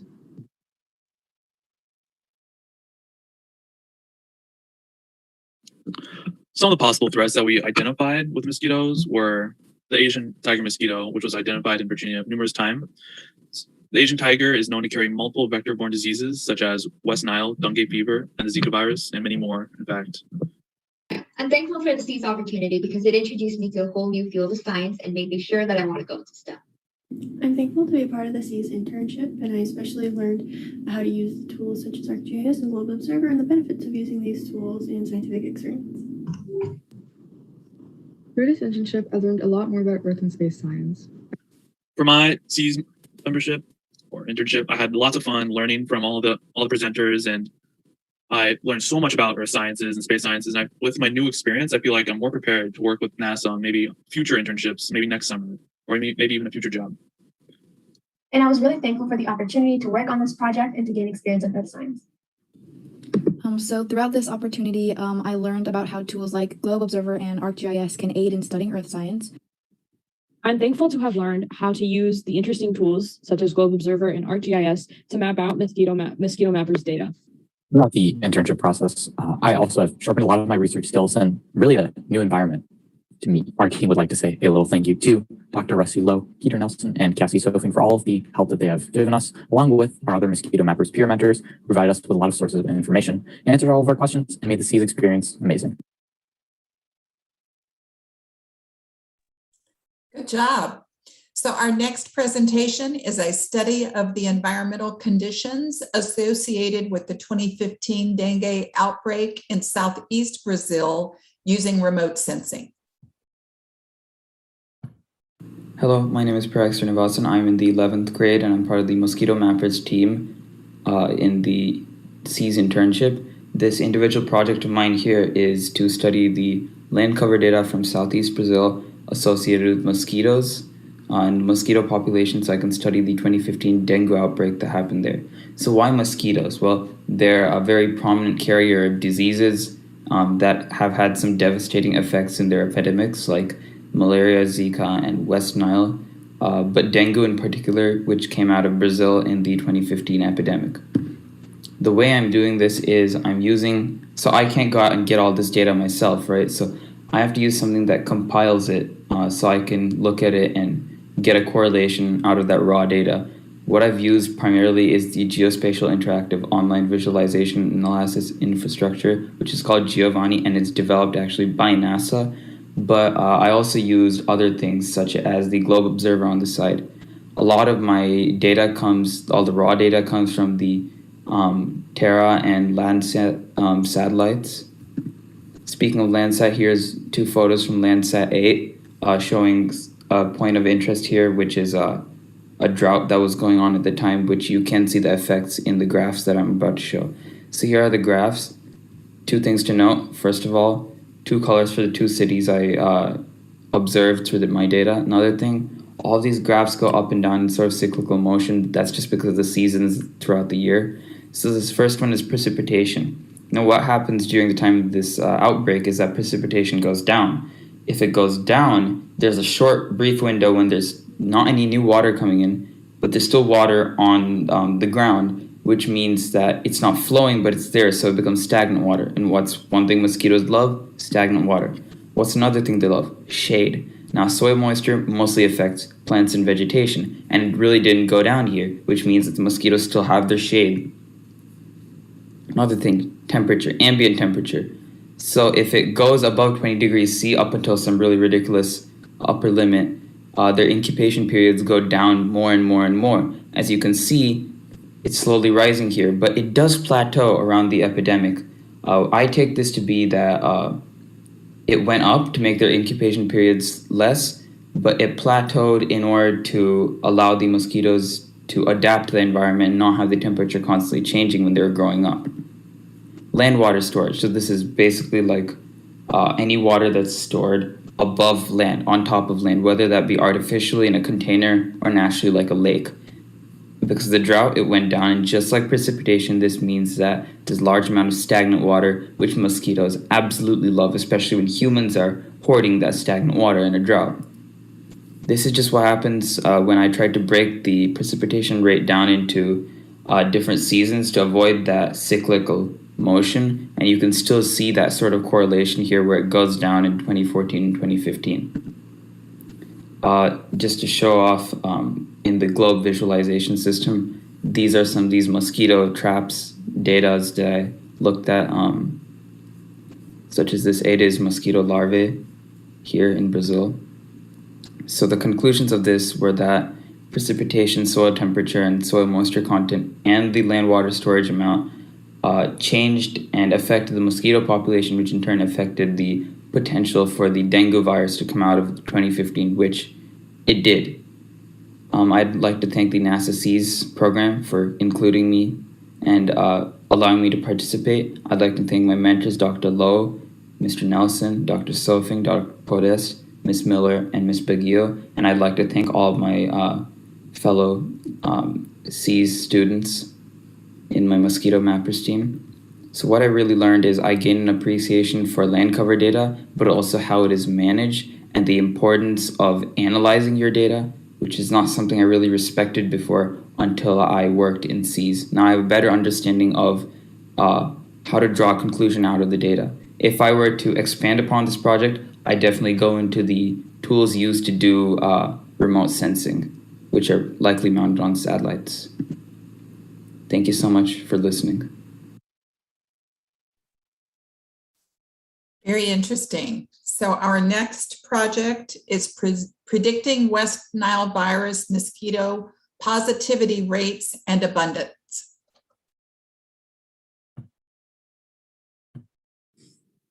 Hi there, I'm Juliana, and I'm here with Alexander, Jillian, Luke, and Maria. We're excited to present to you our NASA SEAS project on predicting West Nile virus mosquito positivity rates and abundance. Mosquitoes are a public health concern as they are major vectors of disease. Some cities have programs to track mosquito abundance from traps, but this fieldwork is expensive and time-consuming. So our goal was to investigate 2 machine learning methods to predict the rate of change of mosquito abundance and disease positivity using remote sensing data. Our area of interest is Chicago, a large urban city along Lake Michigan in the Midwestern United States. It has a distinct 4-season climate, which means that summers are often very hot and humid, whereas winters are often very cold and windy. This combination of climate and geography makes Chicago an ideal place for mosquito infestation. A German paper by Fuhr et al. Was very influential to our research direction. They used citizen science data and data from a German national mosquito database to power their machine learning models, and they identified several effective weather variables for prediction that we also ended up testing. Taking inspiration from the German study, we aim to combine GLOBE's mosquito habitat mapper citizen science data with local government data. After data cleaning, we discovered there was no GLOBE data in our area of interest. However, GLOBE's high-quality gravid trap information and our preliminary analyses inspired our use of the City of Chicago's gravid trap dataset. We obtained the ecological inputs to our model from Google Earth Engine's datasets. A good example of how we use this data is seen in the Enhanced Vegetation Index, EVI. As seen in the animation, it quantifies vegetation in a numerical metric that allows us to track it across time. The patterns in these inputs powered 2 predictions: the rate at which the number of mosquitoes in Chicago changes over time, and the rate at which these mosquitoes test positive for West Nile virus, meaning that they're capable of transmitting it. The cyclical nature of these metrics, as seen in the graphs, proved an underlying pattern that we aimed to predict through machine learning regression. To do so, we introduced a 3-week lag into our ecological variables to help their peaks align with the peaks in the mosquito output. We then narrowed down the many climatic variables obtained through our literature review using a p-test to determine statistical significance. We ran ordinary least squares regression on each input individually and then in groups to see how they were related to one another and which groupings could best indicate either mosquito abundance or positivity rate. Using these groupings, we then trained 4 different machine learning models using 2 different types of regression. We predicted the derivative of mosquito abundance and the derivative of their positivity rates for West Nile using a random forest regressor and then a backward elimination linear regression. Our random forest regressor outperformed our backward elimination model in predicting changes in mosquito abundance. Its prediction showed more sensitivity to fluctuations in the input and aligned more accurately with the actual predictions extremes, while the backward elimination model's predictions appeared to lag slightly and align less closely. For the most part, our root mean square error resided within the 100th decimal place, but at anomalies such as the massive peak in 2016, our error increased. Our random forest regressor also outperforms our backward elimination model in predicting changes in mosquito positivity rates for West Nile. As in the last regression task, the random forest displayed greater sensitivity to changes in the inputs, but tended to misfire slightly more often when it came to predicting sudden extremes. We believe that with more time steps, our model's ability to predict such extreme cases would improve. But nonetheless, our root mean square error remained low, indicating a strong model. Our inputs were statistically significant for determining how quickly the mosquito population in Chicago changed and how quickly they acquired West Nile virus using regression. A random forest regressor proved to be the optimal machine learning model for predicting these outputs based on ecological factors. However, it was not immune to sudden extremes. And lastly, what the world and science in particular needs is good data. And through citizen science initiatives such as the German study and the Globe Mosquito Habitat Mappers, you can be part of the solution too.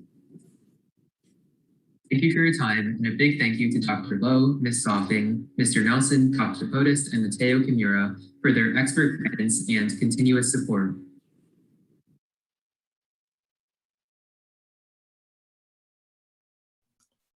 So at this time, I'd like for all of the students that were in the last group to please turn on your cameras and unmute your mics. The first question is for team number 4, which was the study of the land cover conditions associated with the dengue outbreak in Brazil. How easy was it to find and retrieve data using Giovanni? Do you recommend that citizen scientists use that? Yes, it was really easy to use. It's just which type of data to use. All you really have to do is look, you can like search up what kind of data you want, look through a list of different sources, and then just one.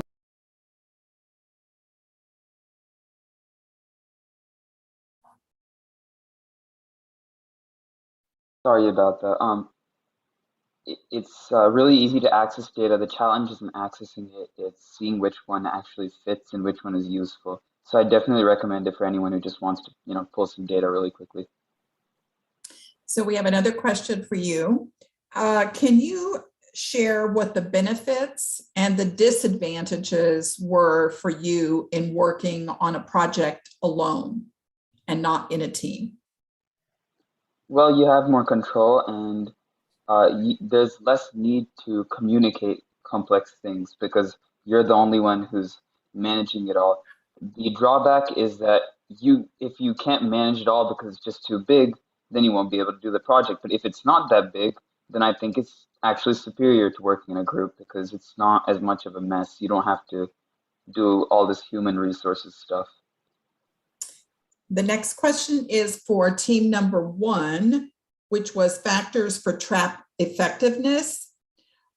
I like the way you changed variables for your traps. Are there other variables that you may want to try in the future? Definitely. If the internship lasted longer, I would have gone into testing different levels of light and see if that had any notable impact on the amount of mosquitoes that were attracted to the traps. And another question for team number 1, what do you feel are the benefits or disadvantages to working on a project alone? I feel like for me, the largest benefit is that I can kind of like, for the most part, make my own schedule. It's like working with a team, you have to make sure that everyone can like sync up to work together, but working alone, it's like whenever I have time, I could just work by myself. But the biggest disadvantage is that like only my data was actually able to be used in like the selection pool or like in the actual information. If more people were working in a group with me, then like we could pull our data together and kind of get more definitive results with the data. And the next question is for team number 5, predicting West Nile virus mosquito positivity.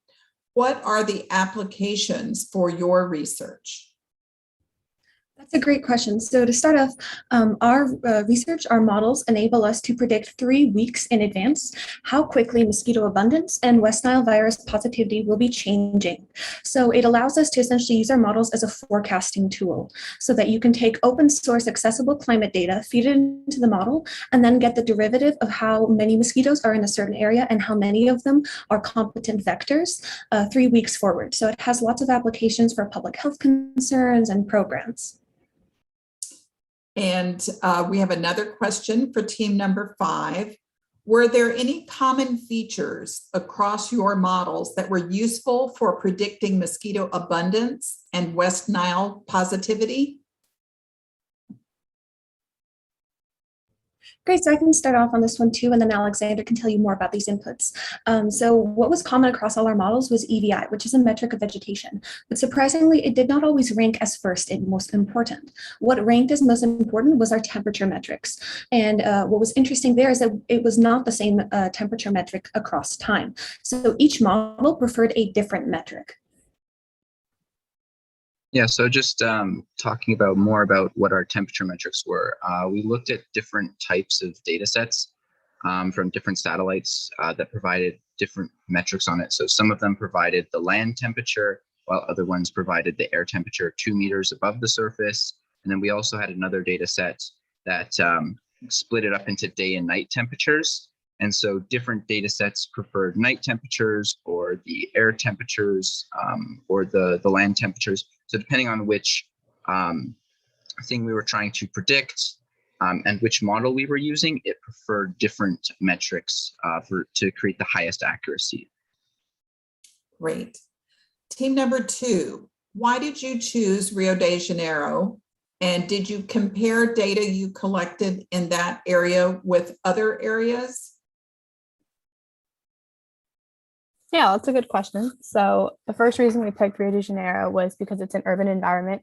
So that tends to make it a dengue hotspot, and that provides a good basis for forecasting outbreaks.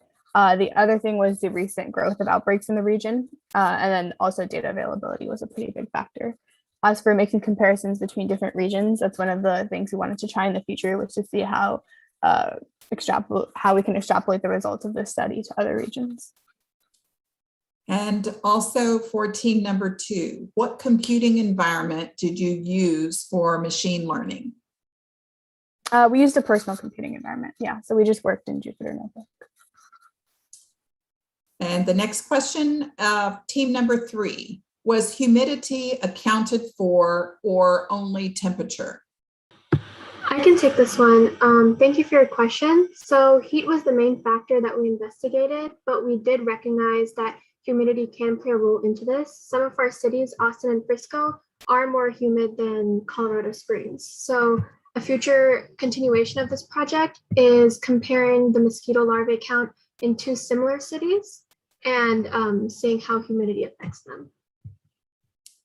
So we have another question for team number 3. Do you have recommendations for mosquito control under tree canopies?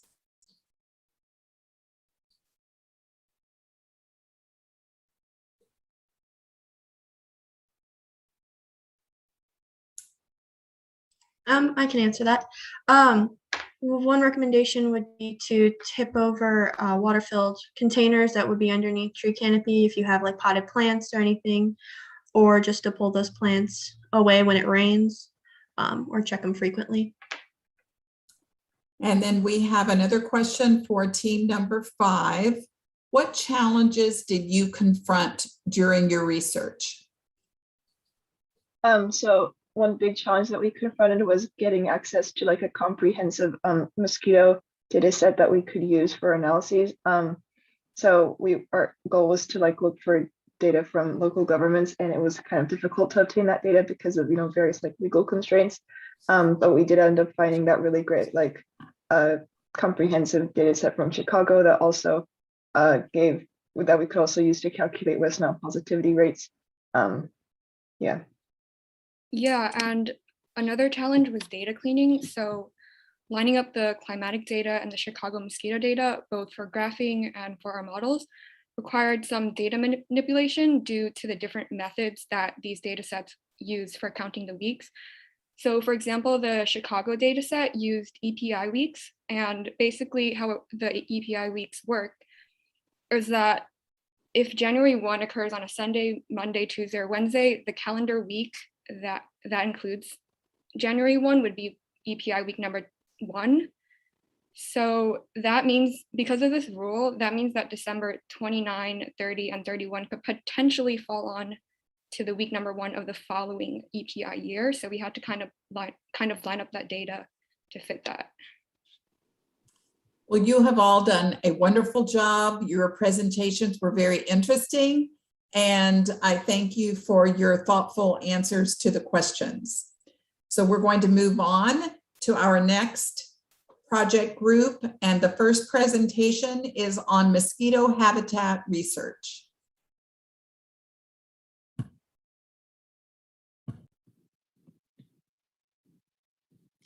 Hey, hello, this is Dallas Valentine here.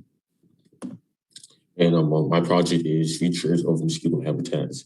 And so what I basically did in this research was I would just like ask myself, how do mosquitoes survive in certain habitats, in certain aspects across the world? So I was just like curious about that. And yeah, that was my purpose to conduct a research experiment, experiment of mosquito larvae in my location. And my objective was to pretty much just collect data and compare them to other people's data to see what was the best location that mosquitoes can survive in. So my research took about 5 weeks. I put my trap out in my backyard on June 16th. That is my trap in that picture right there. Is a 1.65 liter container. I just filled it to the brim with tap water, and I just threw in like fresh grass in it, you know, just to keep it simple. And then I used large stern pastry sticks, and I just hammered it into the ground so it can like be secured. Then I had like another pastry stick in the trap so the mosquitoes can lay their eggs on there. So my data, it was pretty simple. You know, I got larvae in my mosquito trap pretty fast. I got larvae in my mosquito trap within 5 days after it being set out there. And just last week, I was able to count, 2 weeks ago, I was just able to count about 35 larvae in the trap. So that was a lot of mosquitoes laying their eggs in there. Here are a couple of pictures here to show a couple of larvae. You can see the eggs on the stick. And yeah, it was just wonderful data. I was astonished of how I was able to get larvae to lay their eggs in there so fast, because I was thinking it was not going to work. So in conclusion, I was able to collect my data, and then there was like a discussion where everyone was like posting their one-page discussion, and I was going through that, and I noticed the people who lived in the western coast of the United States, where it's like very dry and arid, and I noticed that their water was like drying up pretty fast, and they were struggling to collect larvae. And I was like, that's interesting. And then in the like the eastern region, or like the southeast region, like in Florida, Georgia, and like the I saw someone who lived in Puerto Rico. I noticed that their mosquito traps were able to collect a lot of larvae, and you know they barely had any struggle at all catching larvae. So I'm like, oh, interesting. So I researched for a couple of hours on some certified websites about the best habitats for mosquitoes surviving, and I was able to conclude based on my research, my data, and other evidence from other people that mosquitoes tend to survive in very humid, warm areas that are near a body of water with a lot of shade, but they tend to struggle in areas that don't have a lot of water or not a lot of shade, and areas that are very dry and arid. So yeah, that was my research. That was my experiment. I had fun this year being a SEAS intern, and I just want to thank all of the advisors for helping us out this year. It was a good last year for me, and yes, just want to say thank you for everything you guys have done, and thank you. Great. So our next project is a Hutchinson-based approach to mosquito modeling. Welcome to our presentation about predicting mosquito threat with machine learning and edge computing. Mosquitoes annually infect nearly 700 million people, cause over 1 million deaths, and cost billions of dollars to control, making them some of the most dangerous organisms in the world. So we set out to answer the question, how can we use climate and citizen science mosquito data to develop a machine learning model that can predict mosquito hotspots? To answer this question, we collected and processed data from the Globe Observer Project, the National Ecological Observatory Network, and NOAA climate data extracted from the Stormglass API, which we then used to train a random forest model. Let's analyze our approach further. Our model is based on the fundamental ideas presented in Hutchinson's niche, which postulates that a mosquito's niche is defined solely by environmental variables.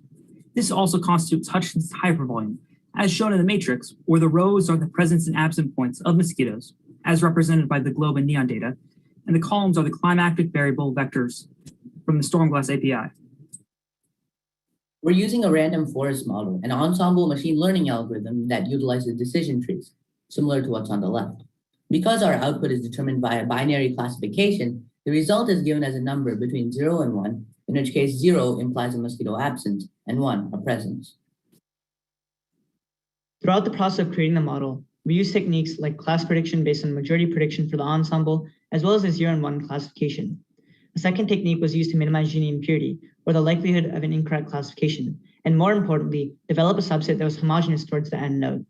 We also looked at feature importance, minimizing the Gini impurity to calculate the specific climate variables that have the most influence at any given location. There is a clear positive linear correlation between temperature and mosquito threat below a threshold of about 28 degrees Celsius. After this threshold, however, there's a rapid decline in mosquito threat. There's also a positive linear correlation between humidity and mosquito threat, and both these results are in support of the academic literature, which suggests that mosquitoes prefer warm, humid temperatures. Let's see how our model works. First, we input some location and date. In this case, it is some city in France. And we want to make a threat prediction for some day in July 2021. We can see the training data, and then the predicted output, which is a 1, which means that there's a predicted presence. The threat level, or the probability of a mosquito presence, is about 63% at this location and time. The confusion matrix and accuracy score of 86% suggests a high model accuracy. In the feature importance chart, we can see that temperature had the most influence on the model output, and thus mosquito presence. This is also in accordance with the academic literature, another indication of accuracy. After running this model thousands of times, we can visualize mosquito threat levels on an interactive ArcGIS dashboard. On the right is a current map of mosquito threat. We can use a search function to find some location in Campo Grande, Brazil, and see the mosquito threat of 78% and climate variables associated with this location. We can also do this for dates in the past and at different locations, as you can see on the left interactive map, which projects the mosquito threat of 91% in 2019 in a Central African Republic city. As with any research, our model might have been affected by some errors. For one, citizen science data isn't nearly as accurate as data collected by trained scientists. We also didn't account for biotic errors in our correlative model, and neither did we account for specific species preferred conditions, treating all mosquito presences as that of a single species, which might have led to excessive generalization and low accuracy for less common mosquitoes. During the course of this internship, we built and tested the model and developed a device which can collect data and output a threat level all on the edge. First, we configured climate sensors to collect real-time data on a Raspberry Pi 4. Second, we analyzed and formatted the data and sent it to a PC over serial. Finally, with the collected data, we ran the model and outputted a threat level. Some of the benefits of our device include lower latency, as everything is localized, the ability to function in areas with low to no connectivity, and the low device cost is especially useful in developing countries. We are also super excited to explore some future capabilities of our project. A model that can be run on a microcomputer or smartphone is in development right now using the TensorFlow Lite framework. This allows for even faster results and removes the need for a PC entirely, allowing for countless possibilities. We plan to increase the accuracy of the model by adding more environmental features such as vegetation index and human population density. We're also working on integrating our mosquito model with Obvi's Find Your Invasive framework, an invasive species modeling platform. And we hope to collaborate with NASA scientists to improve the accuracy of our model and tailor it to specific mosquito species. Lastly, future research could identify disparities in mosquito-borne disease distribution in low-income communities. With our device and model, we could potentially predict future outbreaks, preserve ecosystems, and save countless lives. This wouldn't have been possible without NASA mentors, as well as the NASA Seas program and affiliates. Thank you.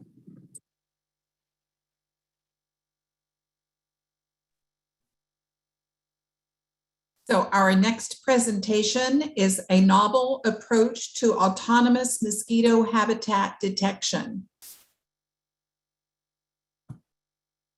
Hello, welcome to our NASA Seas research project, where we researched autonomous mosquito habitat detection using satellite imagery and convolutional neural networks for disease risk mapping. My name is Sura Malengo.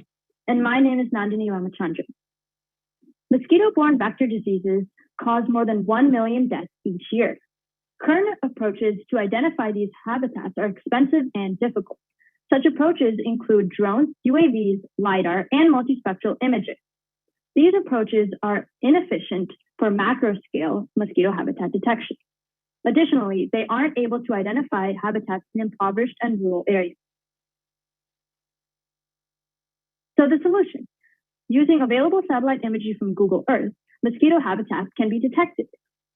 CNNs, or convolutional neural networks, are highly efficient and accurate in image classification, so they can be used for macro scale identification. Using CNN, massive amounts of satellite imagery across Earth can be inputted and classified for mosquito habitat.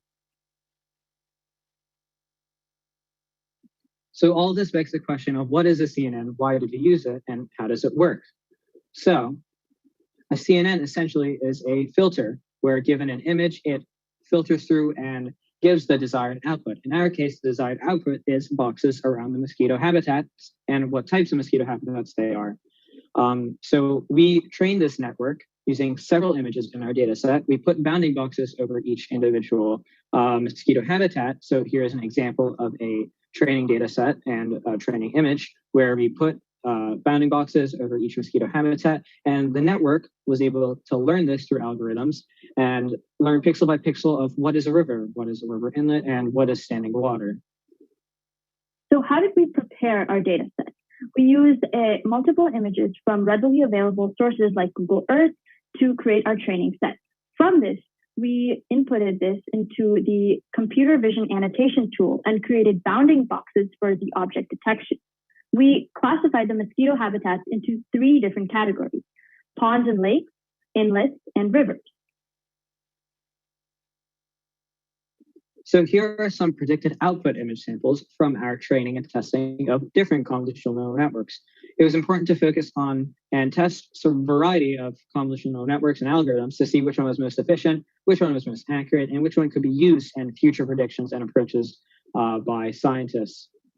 So YOLO V4 was the best one out of all of them. As you can see, accurately put a bounding box over the river, lakes, and river inlets. And its darknet framework proved really efficient and really quick in these classifications, just in a few milliseconds. And as you can see, it went perfect. However, the YOLO V5 network proved a bit difficult with its PyTorch architecture and framework.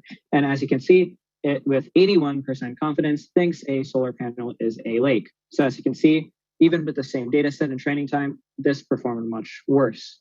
Similarly, YOLO R also has a PyTorch framework. And as you can see, it once again was able to learn a bit more accurate than the YOLO V5, but still rather inaccurate and not good for use and employment on a macro scale.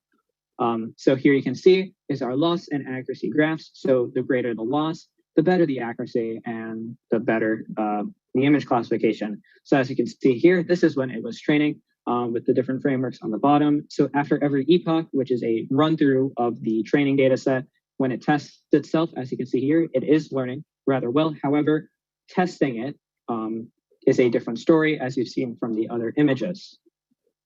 So in conclusion, rather than identifying mosquito habitats with a drone over an entire nation, CNNs are evidently much quicker, much efficient, more cost effective, and really good for macro scale identification with a short minimum amount of time, perfect for an epidemic case. So this is really good for macro scale habitat identification and classification, and can further support a variety of scientific missions against diseases. And as I said before, YOLO V4 performed with the highest accuracy. Here's an example image outlet of YOLO V4, and it perfectly identified all of the standing water.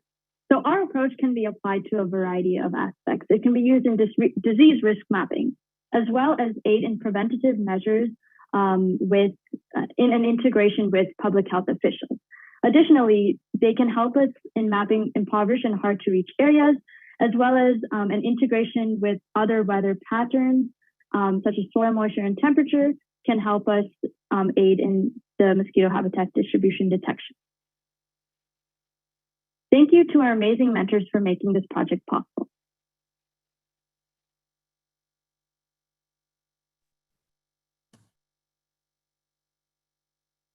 Good information. So our next project is on identifying larvae with AI implications.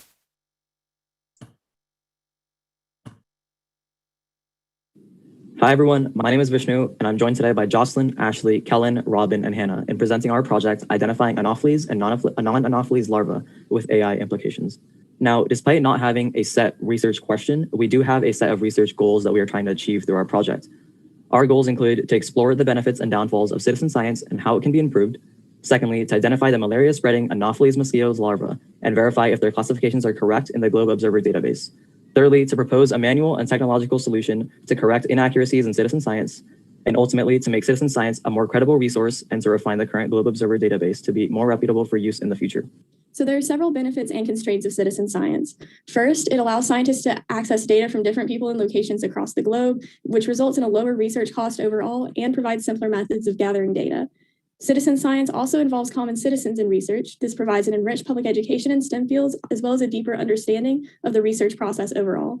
Citizen science involves requesting both trained and untrained individuals to gather data, which some may see as a threat, as untrained individuals can contribute to the collection of statistically biased data. It can be difficult to train citizens to gather the correct type of data, especially since citizen science is typically performed remotely. Despite its constraints, citizen science is an extremely useful technique of gathering data for scientific research. Globe Observer is one of the more popular citizen science databases, specifically the Mosquito Habitat Mapper. Hello, I'm Kellen Marion, and I'm explaining why we are identifying Anopheles versus non-Anopheles larvae. The whole purpose of our study was to identify Anopheles larvae from non-Anopheles larvae. The goal of this study was to look at the different data submitted through the Globe Observer app and to identify the Anopheles versus non-Anopheles mosquitoes, especially because much of citizen science is not only wrong, but has its errors because they just don't understand what they are trying to produce.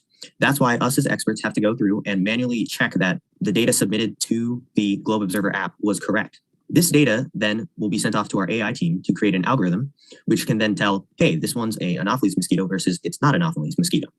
This is very important since Anopheles mosquitoes are the ones that generally spread malaria. This is also very important because it also helps the Globe Observer app set up data and promote citizen science throughout our community.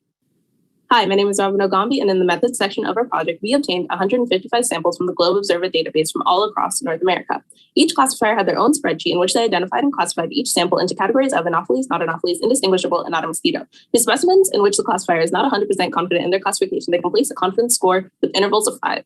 The master sheet compiles votes of each specimen, and the majority vote becomes a final classification. In the master sheet, the votes are weighted towards the experts, giving their votes 2 points while everybody else's votes only has 1 point.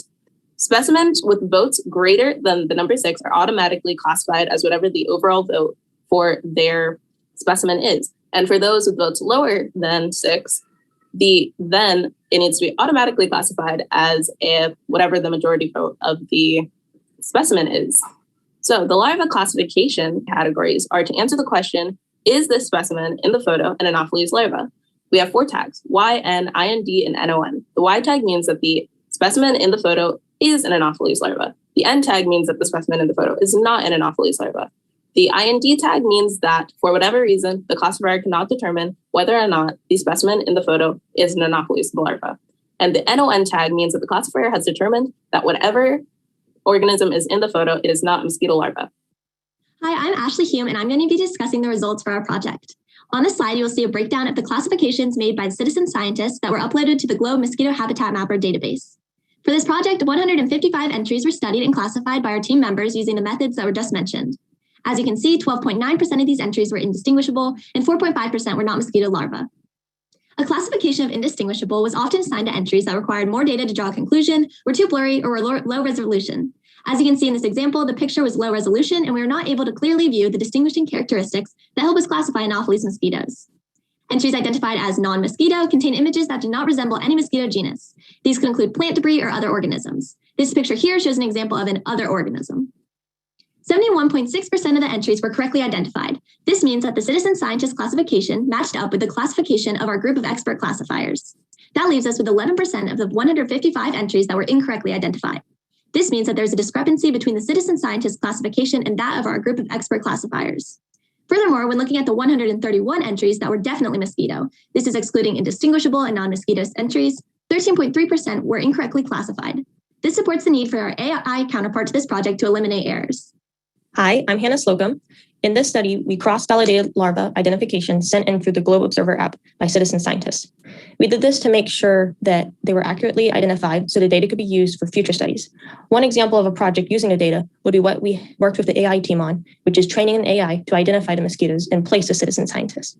This makes the identification much more accurate and better for use in the future. Having this accurate identification helps to understand where malaria is, which is carried by Anopheles mosquitoes, and then we can take actions to prevent malaria spreading. This project can also help make citizen science more accurate and better for scientific research in the future. Thank you all for listening, and thanks to all the mentors for helping us out along the way. If you'd like some more information about our project, please check out the links on this page. Thank you. Great information. So I'm going to invite all the interns that just presented in this group to please turn on their cameras and their mics. Our first question is for team number 1. How did this year's SEAS experience compare to last year's? Was it easier to work virtually this year? So yes, I was in both I was in the intern for both years, last year and this year, and we were virtual both years. So it wasn't really easier or harder. It was it was just similar, but I was more individual with myself this year because I was on an actual team last year. But yeah, it was kind of difficult to work along this year for sure. And team number 2, how does mosquito presence translate to mosquito threat? Yeah, so that's actually a good question. So actually, although our model is based on binary classification, which means it outputs either a 0 for absence and a 1 for presence, we can actually calculate a threat value, which is basically the number of decision trees in the random forest that vote for a particular presence. So the more votes for presence that a particular input gets, the higher the threat. And also for team number 2, what metric is used for mosquito threat and how does it generalize from Brazil to Africa? Yeah, that's actually a good question as well. So we use 5 climate variables that are extracted from the Stormglass API. And when you're comparing from Brazil to Africa, for example, near the rainforest, Brazil is more humid in terms of climate. And when you compare to Africa in certain places like the Sahara Desert, it's more dry. So in our ArcGIS dashboard, it represents as mosquitoes being present near that area as a hotspot in Brazil. And near the desert, there's very less mosquitoes because it's a very dry area. And one more question for team number 2. How did you validate your results with the Raspberry Pi? That's a great question. So our edge device, in fact, inputs our parameters into our model. So our model is being run locally on the edge, and it's validated by the extensive data set we've collected, as well as we've done some tests next to our globe traps where we run the edge device, collect like a prediction about how many mosquitoes are there, and then validate it with our real-time trap data.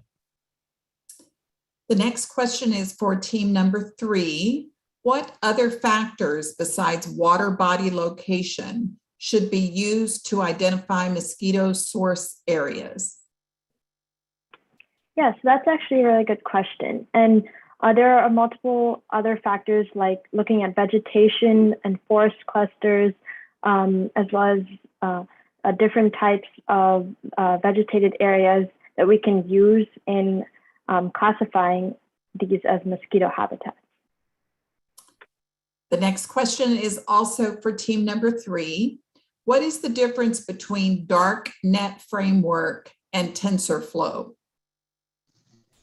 So the difference between both of those frameworks are just in the model architecture of the CNNs. So there's probably there's different amounts of pooling layers, different amounts of convolutions that enables each individual CNN to process it differently. So they view things in a different way and different weights and biases. So that's practically the difference between the two and what we mean by frameworks. So they're just 2 different models with different architectures. And team number 4, what kind of training materials do you recommend to improve citizen science accuracy?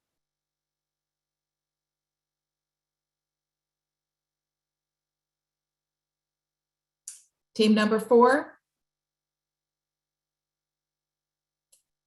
Team number 5, how do you think we need to train citizens to correctly gather data?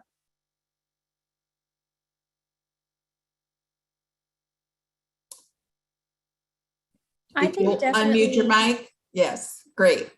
Sorry about that. I think definitely a more interactive, having more opportunities to have an interactive experience for citizens, such as live webinars frequently, would be a great opportunity for people to learn more about what specifically they can do to contribute good data to projects. The next question is for team number 2. which of the mosquito-borne diseases are you tracking and quantifying as a threat? So technically, we didn't track a specific species because our NEON data set, which had like some 60,000 data from like 60,000 different times and different locations, that data set did not contain specific mosquitoes, and therefore we don't have specific mosquitoes, and we're attempting to generalize. Like, even though some mosquitoes have quite different preferences than other mosquitoes. For the most part, the most common mosquitoes that were collected by our traps, the data that we collected from those points is what drives our model. So we don't have specific data from specific mosquitoes, but rather a more generalized model. Well, thank you all for your research and your commitment to SEAS. We will be taking about a 30-minute break. SEAS interns completed an online Earth and Space Science course, and many of you completed the Python coding class as part of your internship. We invite you to watch highlights featuring data produced by the students during these courses during the break. A special thanks to Teresa, Sarah, and Asha for their monumental task of scoring, analyzing, and collecting all Python and ESS submissions. We will also share a video about how to get started with the mosquito the Mosquito Mapper Habitat Project, and then we will return at 3:20.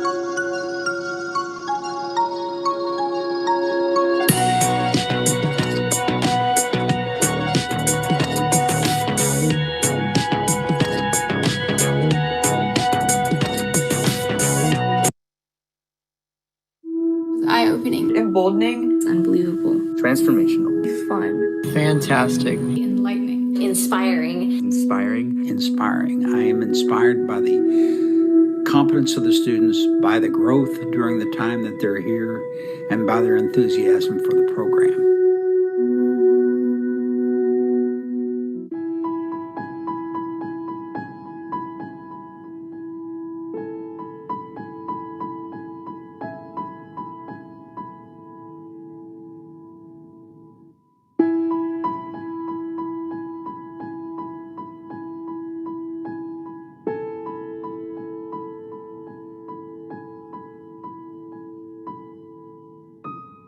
The STEM Enhancement in Earth Science program that NASA, the University of Texas, and the Texas Space Grant Consortium is offering really does provide students that spark and the excitement about pursuing STEM degrees in college. SEAS really opened my eyes to sort of aerospace engineering and planetary science, which is something that I really just hadn't had exposure to. The work that we did on our internships is related to the work that I'd like to be doing the rest of my life. And it really solidified my confidence in the fact that this is what I want to do when I grow up. Made space science seem a lot more practical and tangible than it would have if I had just read about it in a textbook. They are actually helping the scientists analyze Earth-observing satellite data that science mission experts are providing. There are very few chances for students of my age to work on real and highly relevant projects, and every project within the SEAS program grants this rare opportunity. It's one thing to have a question and Google it, but it's another thing to have a question about Mars and have someone who actually studies Mars for a living answer. But it's really, really hands-on. You get to work on real science, on real NASA projects with real NASA scientists. Just a really incredible experience that you're not going to find anywhere else, and that's a very rare opportunity for high schoolers. And I will never be able to thank everyone who made this possible with words, because from this moment on, my future has been rewritten, and I'm just very thankful.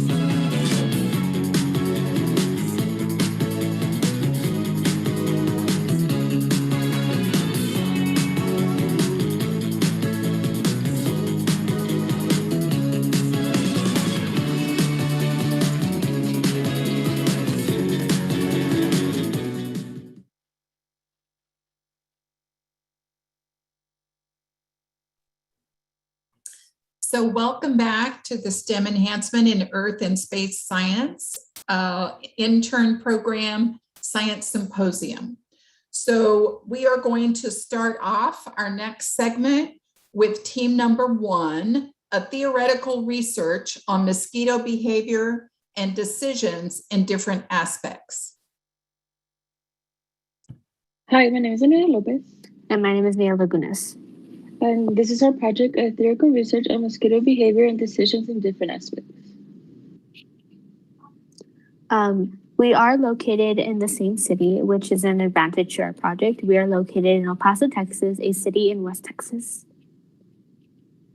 With our project, we are part of the Mosquito Mappers team, and being part of this team, we wanted to have a further research on female mosquito brains. So this is how we came up with 3 questions that will help us with our presentation. The first one is, are mosquito breeding patterns affected or altered in different altitudes, specifically higher ones? Does the color of water as a variable affect mosquito breeding attraction? And lastly, can color of clothing as a variable affect mosquito biting behavior patterns? And if so, what color attracts mosquitoes more? Before we even started this project, our main core thing that we wanted to incorporate to the study was we wanted to learn more about the mosquito brain and what drives their decisions. Effective decision making is the core to the stable operation of any behavioral system, and that is how we were able to incorporate or create these experiments for this study. For the first experiment, it's altitudes. We used 2 bottled water traps with grass as bait. We placed one of the traps in the low altitude, which is the ground, and then the other one, we put it the higher we could do, where there was shade, because mosquitoes do like shade. We did this experiment the span of 3 weeks, July 1st to 21st, and we did this in my backyard. And both our hypotheses was that the mosquitoes were going to be more attracted to low altitudes. Now, the second experiment was the color theory experiment. This experiment was conducted in my backyard. This experiment incorporated 3 different traps. 1 trap with dark black dye, the second with red food coloring dye, and the third with blue food coloring dye. All 3 traps had food coloring. For this experiment, Daniela hypothesized that the trap with the most that would cause the most alluring attraction for mosquitoes would be the black dye, and I hypothesized that it would be the red dye. This experiment also took 3 weeks. For the next experiment, it's the color biting experiment. This took 6 days, July 12th to 17th. We both did this, and we went outside from 2:30 to 3:30, and we used different color of clothing. I did the darker, which is navy blue, black, red, and then Mia did the lights, which is white, khaki, yellow. And I thought the mosquitoes were going to be more attracted to white, and Mia thought the blue was going to win. We do have to admit that this way of going about this experiment was a little bit unorthodox, using our own bodies as bait, but it was what we thought was the most resourceful, considering the resources we had. For the results for the first experiment, the altitude, it shows how mosquito eggs in the high altitude is in the lower numbers, and then compared to the low altitude, it's higher numbers. And then the next one, it shows how mosquito larvae is low in the high altitudes and high in the low altitudes. The winner for this one is low altitudes. Mosquitoes are really attracted to the low altitudes, and this is because high altitudes have less oxygen, which they don't like that. For the color theory, these are the results for the dark dyed water. We could see high 60s and high 50s as well. And for the red dye, we see mid 40s and mid 50s as well. For the blue dye, we also see similar results to the red dye. We see mid 50s, high 40s. For this experiment, the mosquito larvae mean, which had the most attraction, was the black dark dye. And for this experiment, Daniela's hypothesis was correct. Yes. And then for the third experiment, the color biting, which it shows how in both me and Nia's graphs, it shows how mosquitoes are more attracted to the dark colored clothing than the light. And this is because mosquitoes are attracted to heat, and dark colored clothing absorbs light, which is naturally turning to heat. So this is our results. The mosquitoes do prefer low altitudes, the black dye water, and dark colored clothing. Before we end the presentation, we wanted to share with you the species we saw mostly in our traps, which is the Aedes aegypti mosquito. One of the facts is that before the research, we were able to determine that this certain species was attracted to darker color hued containers, and when rain floats their eggs environment, the larvae cycle is fastened. We also discovered that other than yellow fever, this mosquito also carries different diseases such as dengue fever, chikungunya, Zika, and other types of fevers, which is a very dangerous mosquito. We were able to identify the species using the Globe Observer app. And the microscope we got also. These mosquitoes can be recognized by white markings on its legs and a marking in the form of a layer on the upper surface of its thorax. And that concludes our presentation. Bye, thank you. Thank you. Good job. So our next presentation is from Team 2, Leveraging Expert Analysis Duplicates in Globe Mosquito Habitat Data.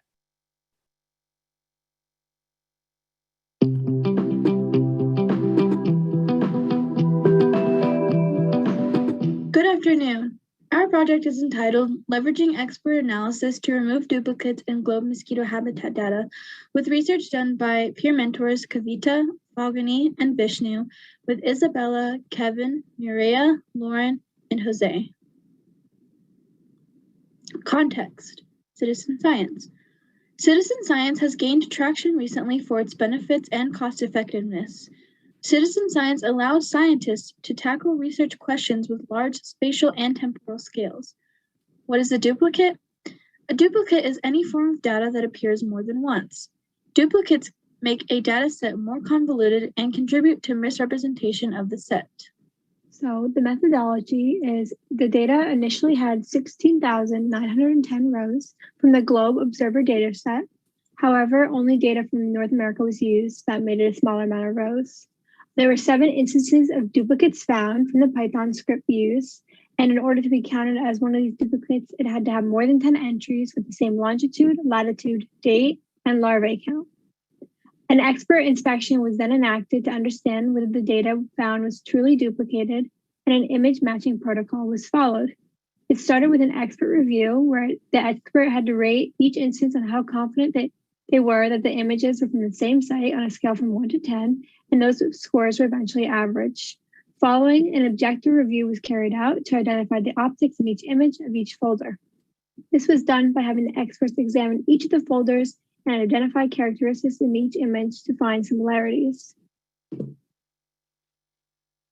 So after comparing the scores from the expert review and the objective review, the results showed strong similarities in the duplicate images. With the expert review, the scores that were set individually by each expert amounted to an average standard deviation of about 1.3 between each data set, excluding the fourth data set. The low standard deviation showed a similarity in the visual perception of the images by the experts. The fourth data set had a wide variety of scores, ranging from 3 to 10, being the only folder with larger standard deviation than 1.3. Because the fourth dataset was significantly different than the others in the scale of its scoring, further discussion and analysis would be required to accurately account for whether the experts thought the images were duplicates or not. Having multiple similarities, a strong mode, or close range in numbers in the datasets scored by human experts can be utilized to give a general perspective of which datasets are more likely or less likely to be duplicates.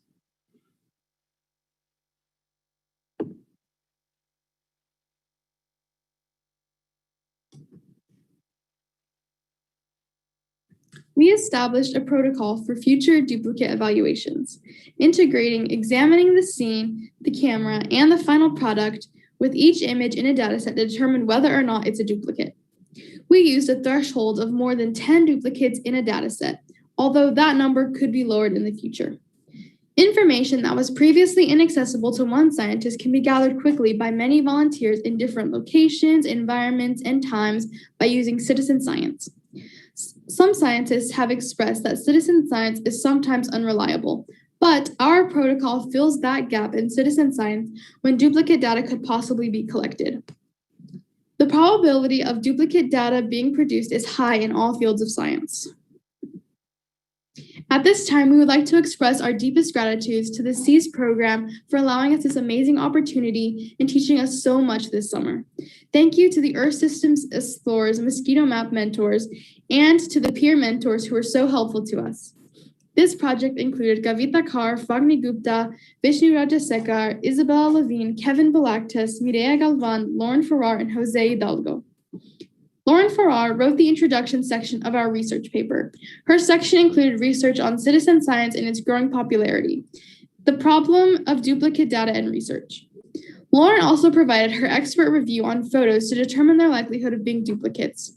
Lauren learned that only a small percentage of scientists are able to detect changes in populations, habitats, or patterns of resource use. Mireya Galvan wrote the discussion section of our research paper. Mireya also contributed her expert review on photos to determine their likelihood of being duplicates in a dataset. Mireya learned that not only in the study of mosquito habitats, but in all fields of science, having duplicates in data is highly likely and an issue. Additionally, Mireya learned the importance of citizen science and its benefits on all areas of science. Isabella Levine wrote the methodology part of our paper that included a detailed description of how we went about performing our research and analysis of duplicate data. She also provided her expert review on photos to determine their likelihood of being duplicates. Isabella learned the importance of citizen science and how it can help scientists get data on a very large scale. Jose Hidalgo contributed to our project by creating our PowerPoint presentation and utilizing his technology skills to put together our presentation video. Jose learned a lot about duplicates and why they are so harmful to data. Kevin Balaktas gathered and wrote the results of our duplicate data analysis. Kevin also contributed his expert review on photos to determine their likelihood of being duplicates. Kevin learned to analyze sets of data from our own mosquito trap projects to create an accurate description and help to contribute not only to our team, but the specific community as a whole with our results.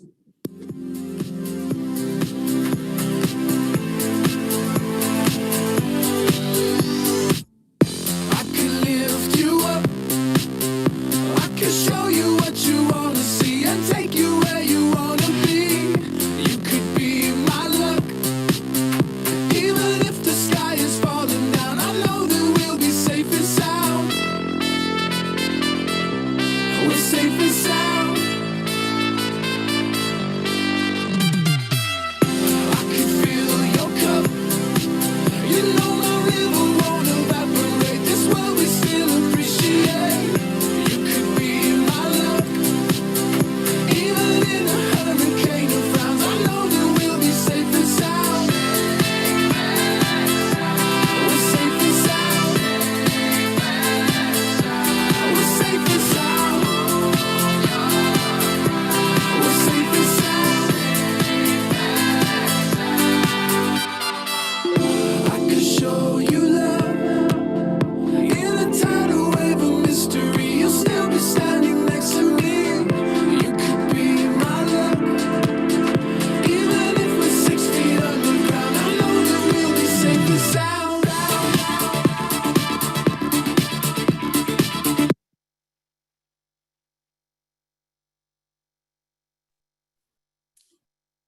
Thank you for a great presentation.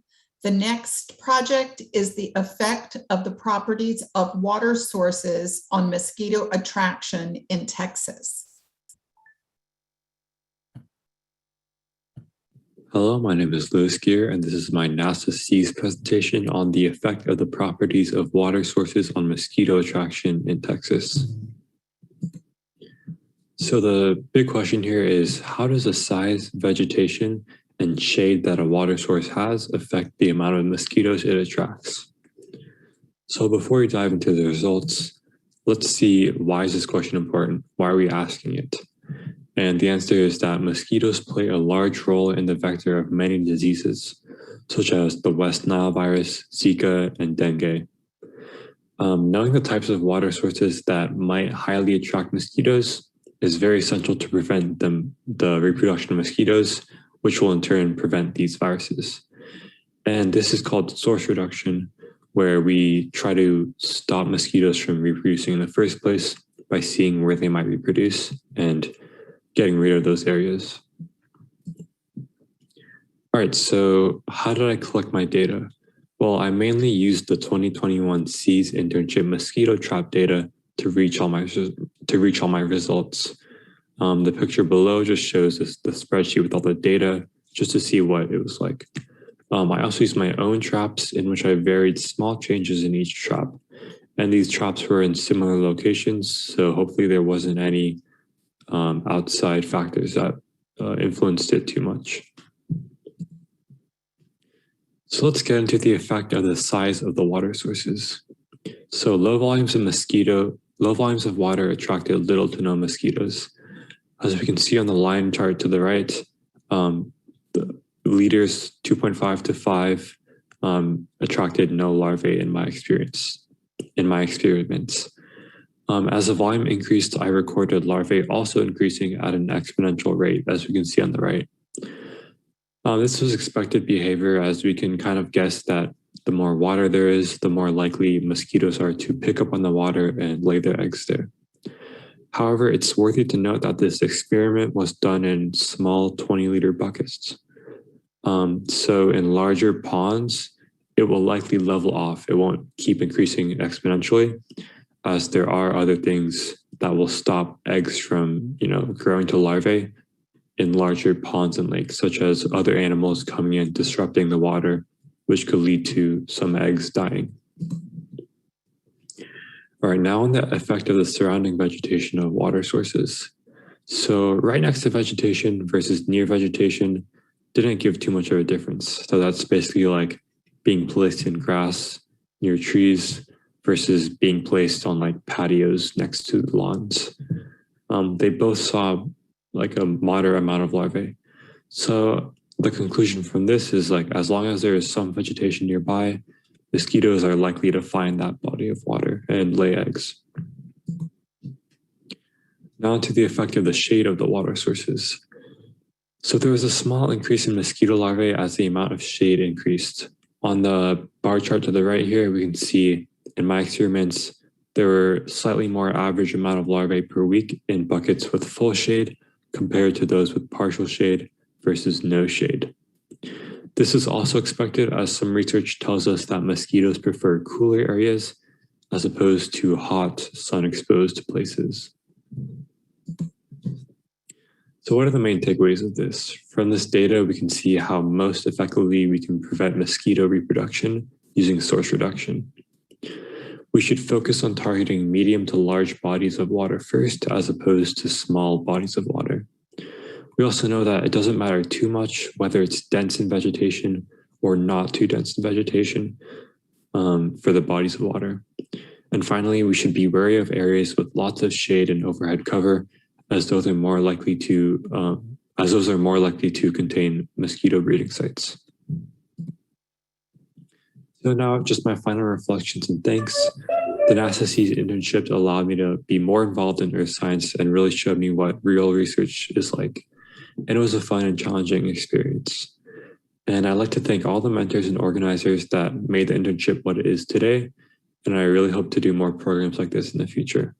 And that's all. Thank you for watching. Very interesting. Thank you. So our next project is modeling effects of temperature, precipitation, and vegetation on West Nile virus outbreaks across the U.S. Hi, I'm Evan, and this is Arush and Sadhna, and our project aims to find the relationship between environmental factors and West Nile virus cases. We model the relationship between temperature, precipitation, and vegetation with a number of West Nile virus cases, state by state, to get a better understanding of how the environment plays a role in viral vector disease and transmission. The West Nile virus is one of the most common vector-borne diseases across the United States. It is spread via the Culex mosquito. Since 2012, there have been at least 2,000 human cases across the United States, and the majority of which occur during the summer and early fall months, from June through September. This is when the mosquito season reaches its peak. Currently, there are no vaccines and medicines to treat the virus. The purpose of our project is to identify and analyze the relationship between temperature, precipitation, and vegetation with the number of West Nile virus cases in the United States. We aim to answer the question, how do West Nile virus infection rates compare with environmental data? Our three independent variables are average temperature from June through September, total precipitation during those same months, and the amount of vegetation in the area. The average temperature and total precipitation data came from the National Oceanic and Atmospheric Administration, while we used globe data to identify vegetation amounts in specific regions. We chose to look at data from June through September as this was when the infection rates are highest. Our only dependent variables is the number of West Nile virus cases in each state during the years 2016, 2017, 2018, and 2019. As shown, we used the ArcGIS map from the CDC to identify virus hotspots across the US during those 4 years. Additionally, we used a data table provided by the CDC to record the total number of cases in each state. Combining this data with the environmental variables, we tried finding a relationship between the information collected. On the left, you can see a plot of the relationship between temperature, precipitation, and West Nile virus cases. On the right is the R code used to create the plot. Because we were analyzing both precipitation and temperature, but they had different units, we created a plot with two x-axes representing each of the independent variables. Hourly precipitation and temperature values were averaged across May through September and plotted with the number of West Nile virus cases, the temperature in Fahrenheit, and the average precipitation in inches for each of the 48 continental US states. We also created similar plots for 2016, 2017, and 2018. As you can see from these plots, the general trend is that West Nile virus cases increase as precipitation decreases and as temperature increases. We conducted a linear regression test on all variables and years to determine if any of the relationships inferred from the graphs were statistically significant. The only significant relationship was between precipitation and cases in 2019 across the continental US, with a p-value of 0.0001. For vegetation data, our analysis is a little obscure, as the majority of time went into analyzing temperature and humidity. We used the Globe API interface to extract vegetation values from 2018 and 2019. Here is a picture of the ArcGIS map, where we uploaded all the Globe data into. Bigger circles represent higher and denser amounts of vegetation, while smaller circles represent lower amounts of vegetation. Comparing the Globe data with the CDC map, we noticed the general trend exists between number of cases and amount of vegetation. In Los Angeles, for example, the range of vegetation values are between 0 and 150, and they receive more cases than any other county in California.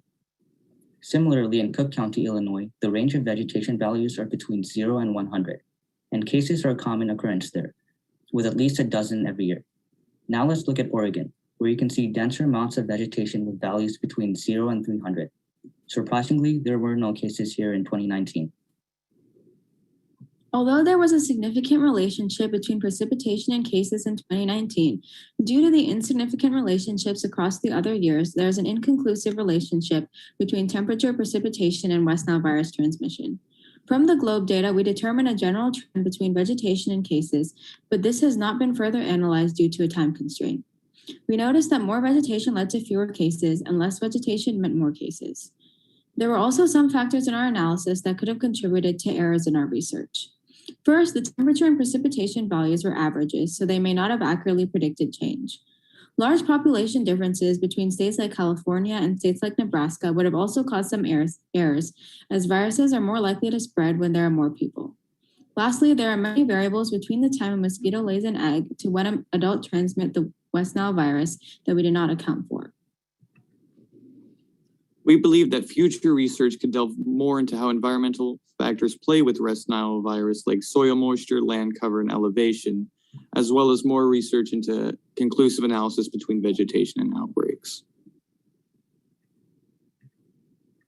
Thank you for listening to our presentation, and thank you to all the mentors for assisting us with this project.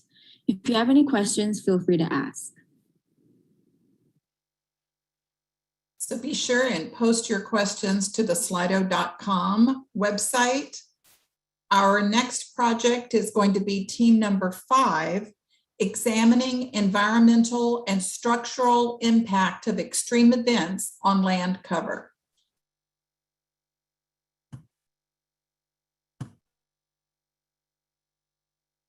I'm Elisa Sherbatov, Evan Chung, Joseph Ortiz, Cassie Kilburn. Benjamin Cope.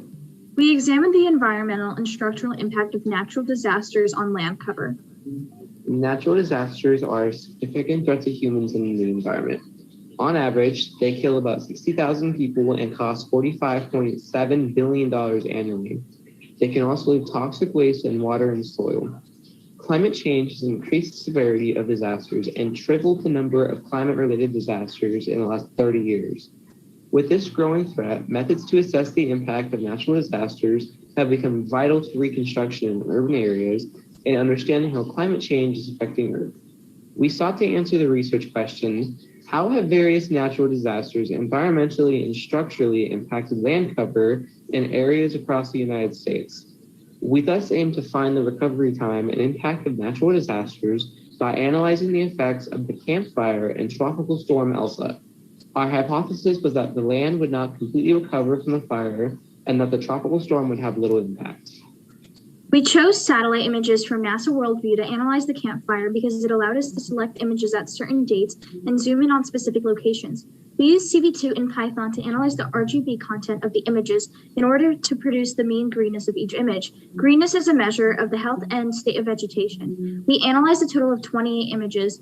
We had one baseline image taken before the fire, one week zero image taken immediately after the fire, and one image for each of the 26 weeks after the fire. The weekly measurements allowed us to choose images that were least obscured by clouds. For Tropical Storm Elsa, we analyzed the impact on Bergen County, New Jersey. Since I live here, I was able to take pre- and post-storm pictures for the 4 cardinal directions at the 3 locations through the Globe Observer app. These pictures show the study sites of the Camp Fire in California and Tropical Storm Elsa in New Jersey. We also have the 3 picture locations in New Jersey on the right. For the Camp Fire, we plotted greenness versus week starting at week 0. The blue continuous trend line on the graph represents the greenness over time, while the green dotted line on the top is the baseline greenness.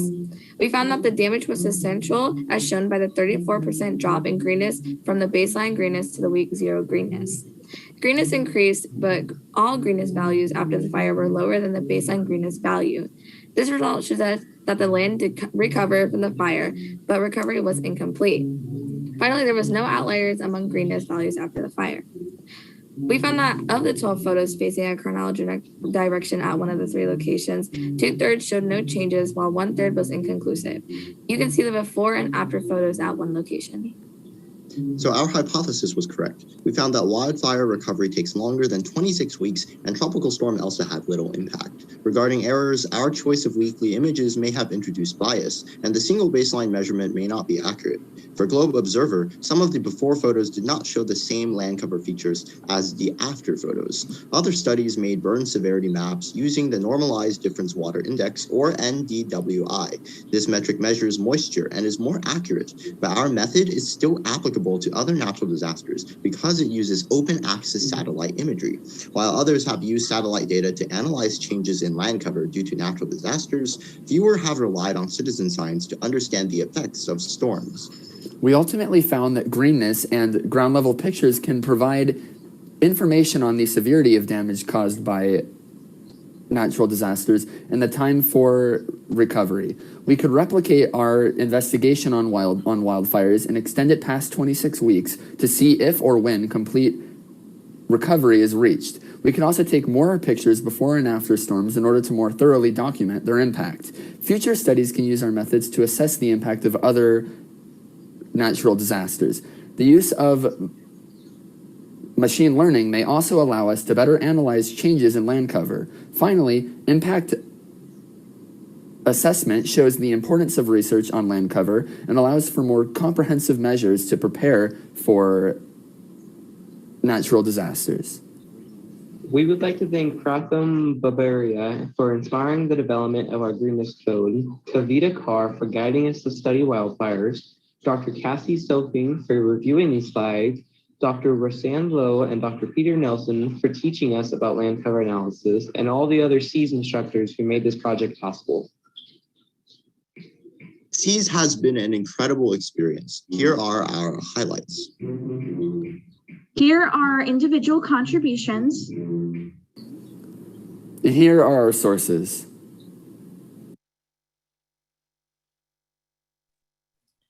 Great, thank you for your research.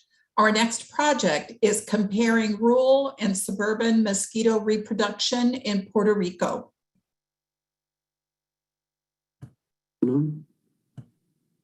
Good afternoon. My name is Gabriel Cardenas, and with my colleague, Samantha Nunez, we are going to present our research in studying the favorable conditions of Aedes albopictus.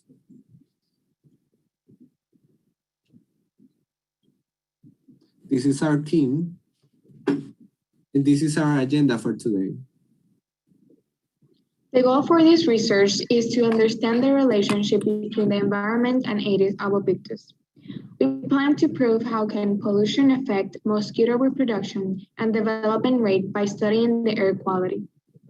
As we study the favorable conditions for their reproduction, we propose to determine those that would prevent disease-transmitting mosquitoes.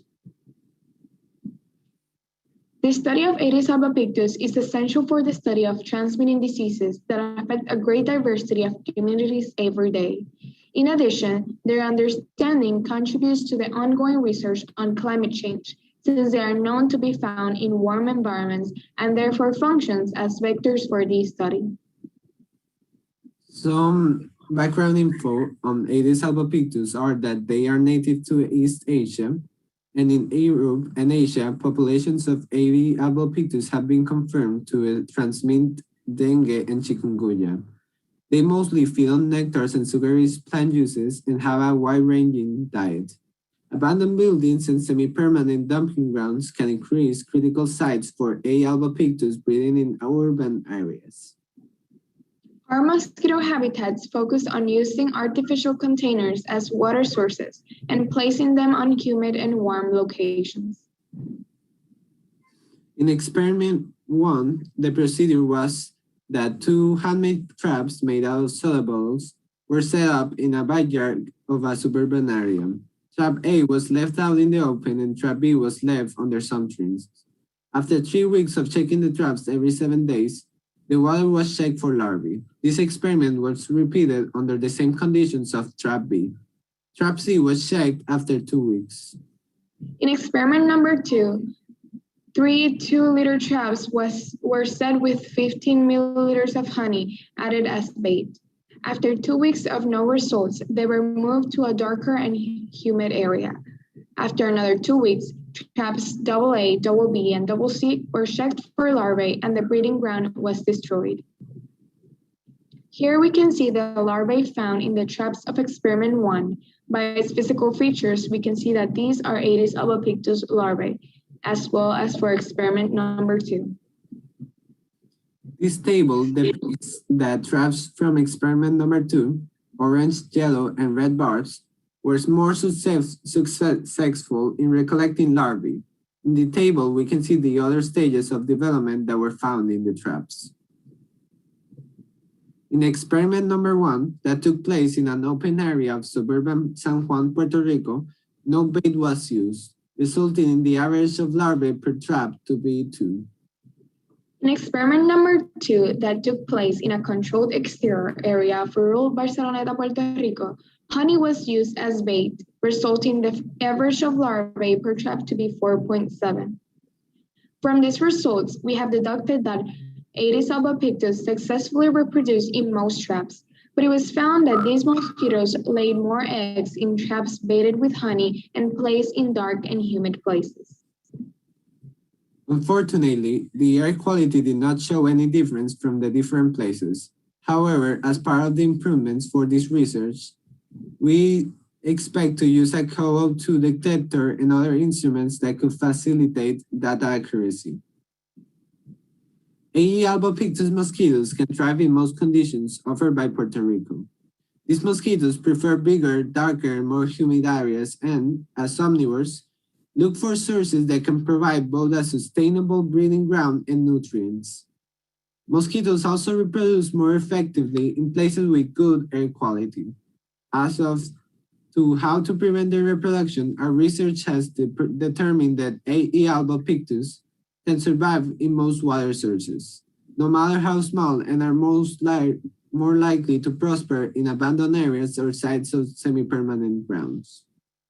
Mosquitoes play an essential ecological role in the ecosystem since they are pollinators.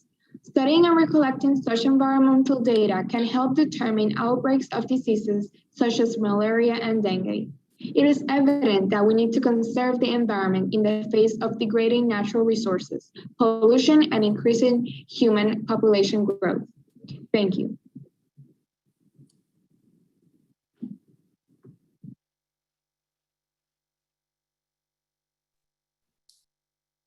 So those were great presentations. We want to invite all of the teams that just presented to turn on their cameras and their microphones. We're going to start with questions for team number 1, which was mosquito habitat research. And the first question is, what recommendations do you make to avoid mosquito bites based on your results? And have you changed your own habits? Well, in our research, we found out how mosquitoes are attracted to dark color clothing, which is, we should avoid to use that. And this is because heat is absorbed with the dark colors, and this is naturally transferred to heat. And mosquitoes are very attracted to heat. So the next question is also for team number 1. When you went outside in various color clothes, what were the outside conditions? Were you close to water? Was it dry? Well, our environment, our landscape is dry. We do live in the desert, especially my location. I am outside of the city limits, so mine was like completely desert. So it was dry and it was hot and it was humid. And we did have the traps from our experimentations around. So we were in sort of like a hub of mosquitoes. So we, like we said, our unorthodox method, we were victims to mosquito bitings. Okay, so the next question is for team number 2, which was the Hutchison-based approach to mosquito modeling. The first question is, how do you define duplicate data in the GLOBE database?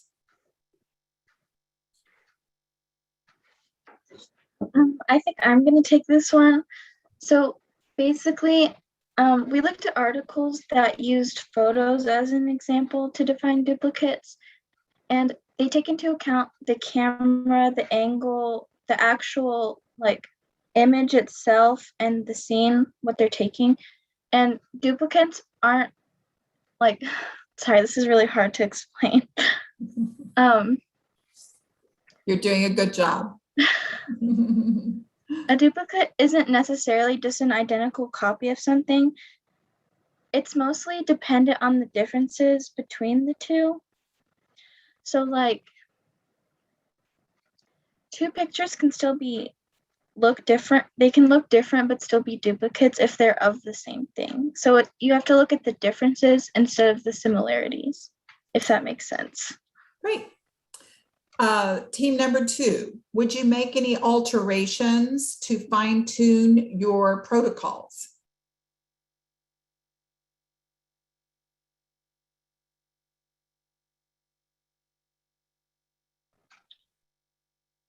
Isabella, if you're in here, that would probably be more of your question.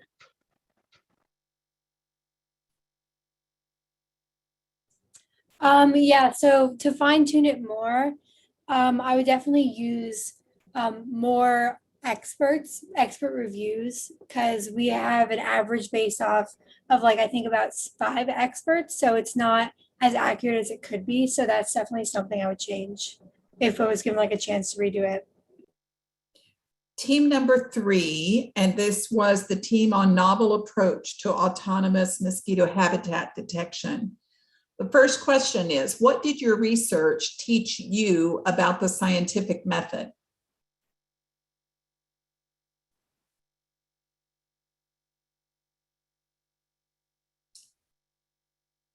Can someone on team 3 please unmute your mic?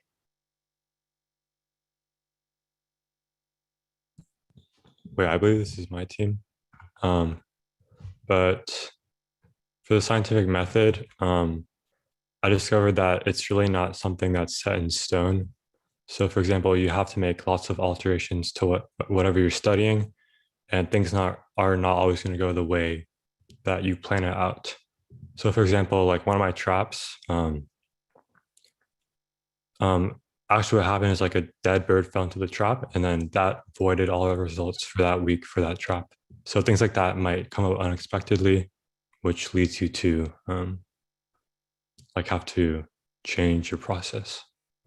So it's almost like the engineering process where you try and test and then retest. Yeah.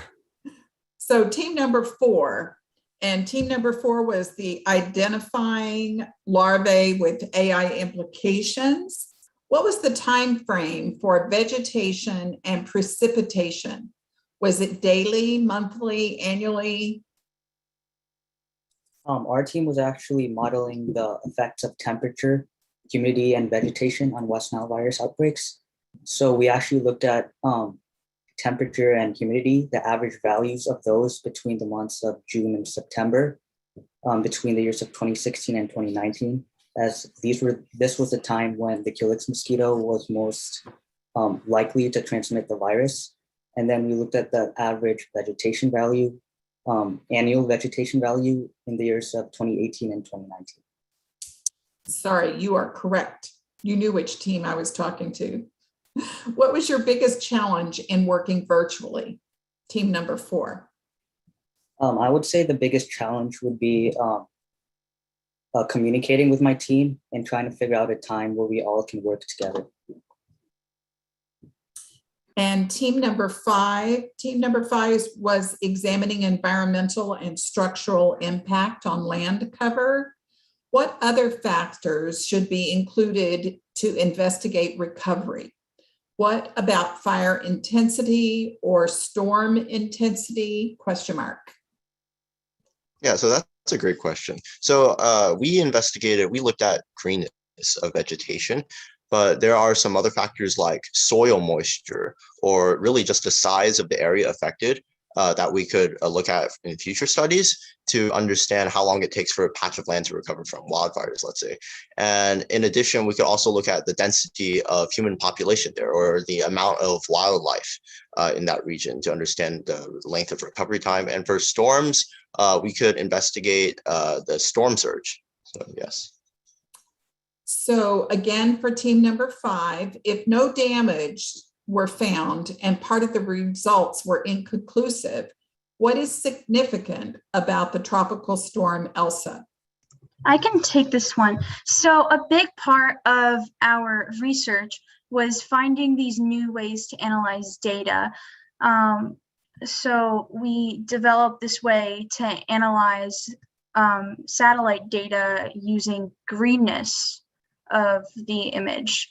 And a similar thing in the tropical storm Elsa part of the investigation. We found this new way to analyze land cover data that hasn't been used in research studies before. This was done not with the goal of finding some significant result. We knew that this wasn't a significant storm. It didn't really affect northern New Jersey a lot, but we wanted to develop this way that can be used on studies of a bigger magnitude in the future. Great.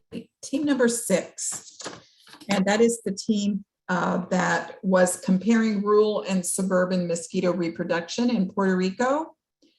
Tell us more about the beneficial aspects of mosquitoes. Do you think it could be possible to reduce harmful larvae while maintaining beneficial species? So besides being pollinators, I believe that the mosquito larvae, they are eaten by a lot of other animals while they are developing on the water, like fish and other wildlife. And besides that, they eat a lot of nutrients, so they help with the cycle of nature. And also for team number 6, Do you think the difference in the color of the traps made a difference in your collection?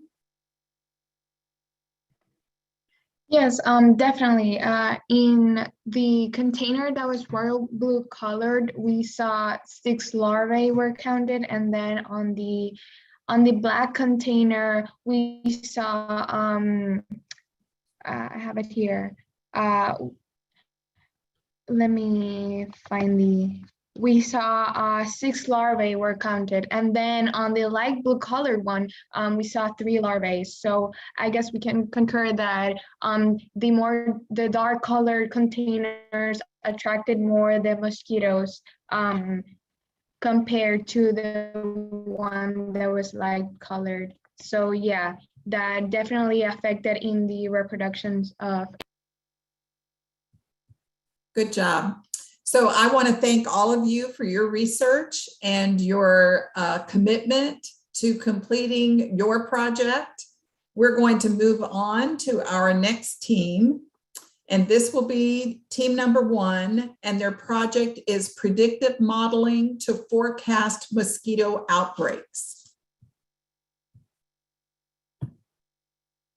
Hello, my name is Ashley Ajala. My name is Chris Ho. My name is William Lee. Our project is predictive modeling to forecasting mosquito outbreaks. There are a plethora of mosquitoes in Texas. In fact, mosquito season is nearly year-round in Texas. With all the members of this group being inhabitants of Texas, we thought it was crucial to develop a project related closely to our own environment. We thought, how can we use the data we've collected to better prepare for the inevitable mosquito season and its effects? So we decided to create a model to forecast mosquito outbreaks in Texas. Before we started to create our model, we discussed all pre-existing knowledge we had about mosquito breeding. The information we learned during numerous meetup and sciences was pivotal in our project. Information such as conditions that attract mosquitoes helped us predict areas that were susceptible to mosquito outbreaks. We know that mosquitoes are attracted to standing water. That is where they lay their eggs. Additionally, warm temperature, wind, humidity, and rainfall all affect the mosquito oviposition. Therefore, areas in Texas with these suitable factors were hypothetical mosquito hotspots. We also researched recent mosquito trends, such as the Zika outbreak in 2014, as well as climate trends. The West Nile virus is the leading cause of mosquito-borne diseases in the continental United States. Currently, there are human cases of the West Nile virus in Texas, as viral activity is prevalent in the summer and carries into the fall. Additionally, since the progression of climate change contributes to the expansion of the range of mosquito growth, as well as the length of mosquito breeding season, it is important to analyze Texas's climate. Texas has recently experienced record-breaking temperatures, increased drought and flash flooding, and rapid sea level rises these past years due to climate change. Also, Texas will continue to experience heat waves, sea level rises, hurricanes, floods, and droughts as global temperatures continue to rise. Once we finished discussing, we developed a plan to turn our idea into reality.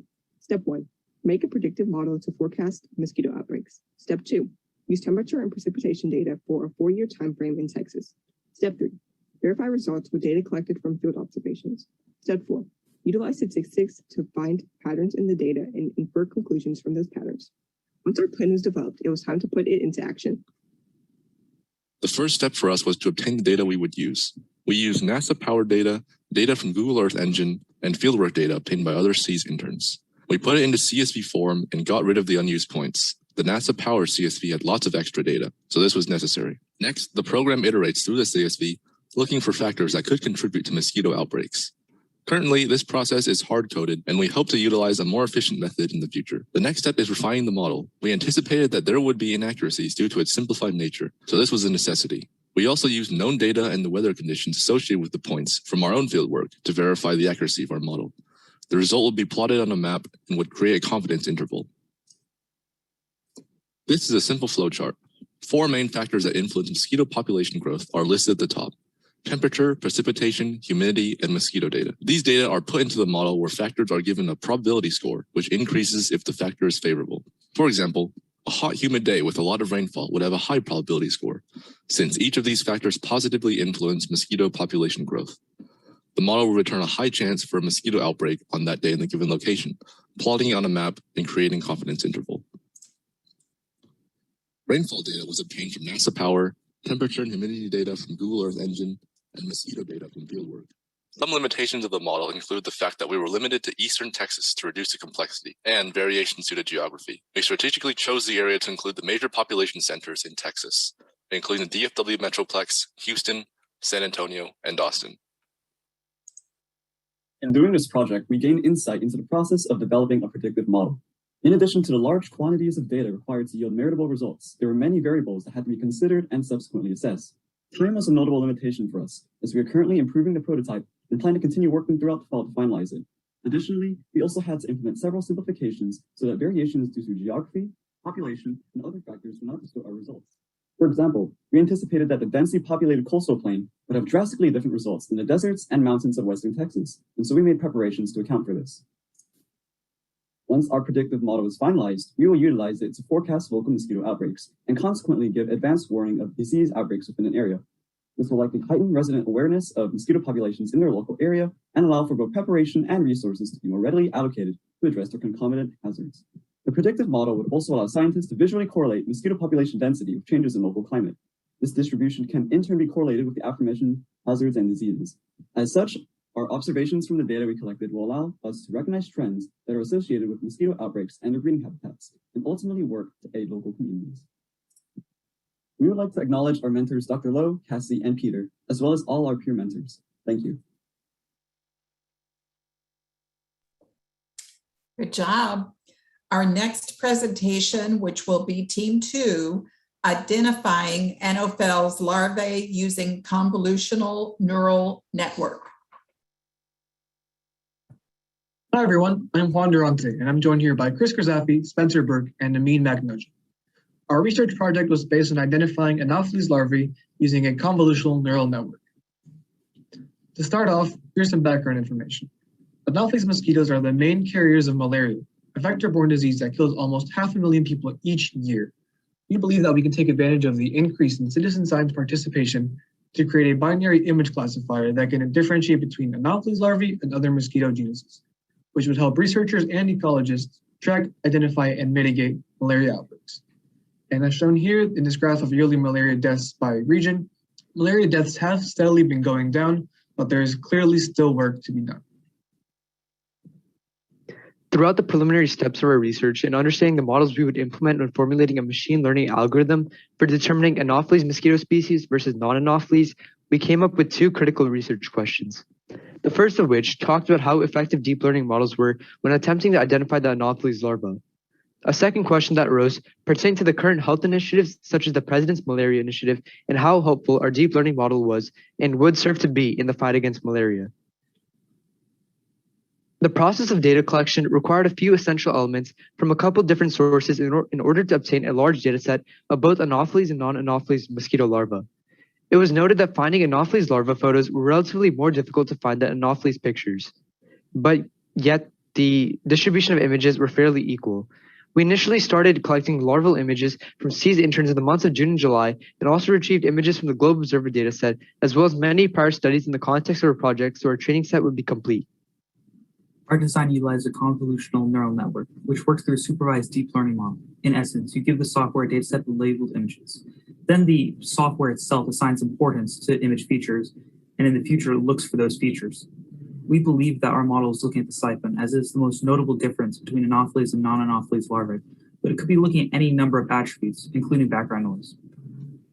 For our design, we utilize AlexNet, an already existing convolutional neural network, and change some of the features to better fit our data. Because of our limited data, we use 8 layers with a dropout in 6 and 7 to reduce overfitting and see if we can extract more details from each image. To the right is the basic architecture design of the code. Furthermore, we adjusted the number of epochs, where an epoch is the amount of times an algorithm runs through the data. Well, originally, we set the program at 150 epochs. We attempted to address overfitting and changed it to 20 and finally 15. Results were not just promising and practical, but also insightful of what the program is capable and possible of. After running the final epoch, the results validated the beginning hypothesis of the machine learning being able to identify larvae. Training runs of the same model ended around a 98% accuracy rate according to the program. However, further evaluation and experimentation proved this incorrect and untrue. When given a non-Anopheles photo, our model was very accurate and had a very high confidence rate level. When given an Anopheles photo, our model was inaccurate, generally saying that the larvae was an Anopheles and non-Anopheles larvae. However, the model's confidence in its prediction was lower, suggesting that it was identifying certain key traits. This was caused by overfitting of the model and a lack of Anopheles larvae data. However, despite this problem, it proved the concept and that with more data, the model could be more accurate with the test set. When looking at our data, we identified the lack of data, inconsistent photographs, and overfitting as the three most likely causes of error. We identified the lack of sufficient data as a potential source of error due to the limited availability of intern-provided imagery that was of an acceptable quality. Furthermore, when we used search engines to find other images, they were not of the same quality. Another source of error is the images themselves. The images were taken both by NASA professionals and amateur scientists, constantly and fluently. This creates an inconsistency in the quality of pictures and data, providing through noise and images that we believe contributed ultimately to inconsistent testing results. Finally, although we had a high accuracy in the training set of the model, as seen to the right, when we actually tested the data, it was much lower, suggesting that we had overfitted the model. Future application considerations should not be limited to the current capabilities of the program but of its potential. Future applications after further testing the accuracy rate will result in an accurate enough model for daily and scientific use. Future applications can include implementing the code into apps or on a server where citizen scientists or researchers could access the code and aid in their identification. Future applications could also include a program that can classify different genus or species mosquitoes if given enough data. The possibility of what the code or the model is endless. We would like to thank the SEAS program, our mentors, and our fellow interns for providing us this opportunity, and we'd be happy to answer questions now. So we want to remind everyone, if you do have a question, please post it in the slido.com website. And our next project, team number 3, is mosquito count automation.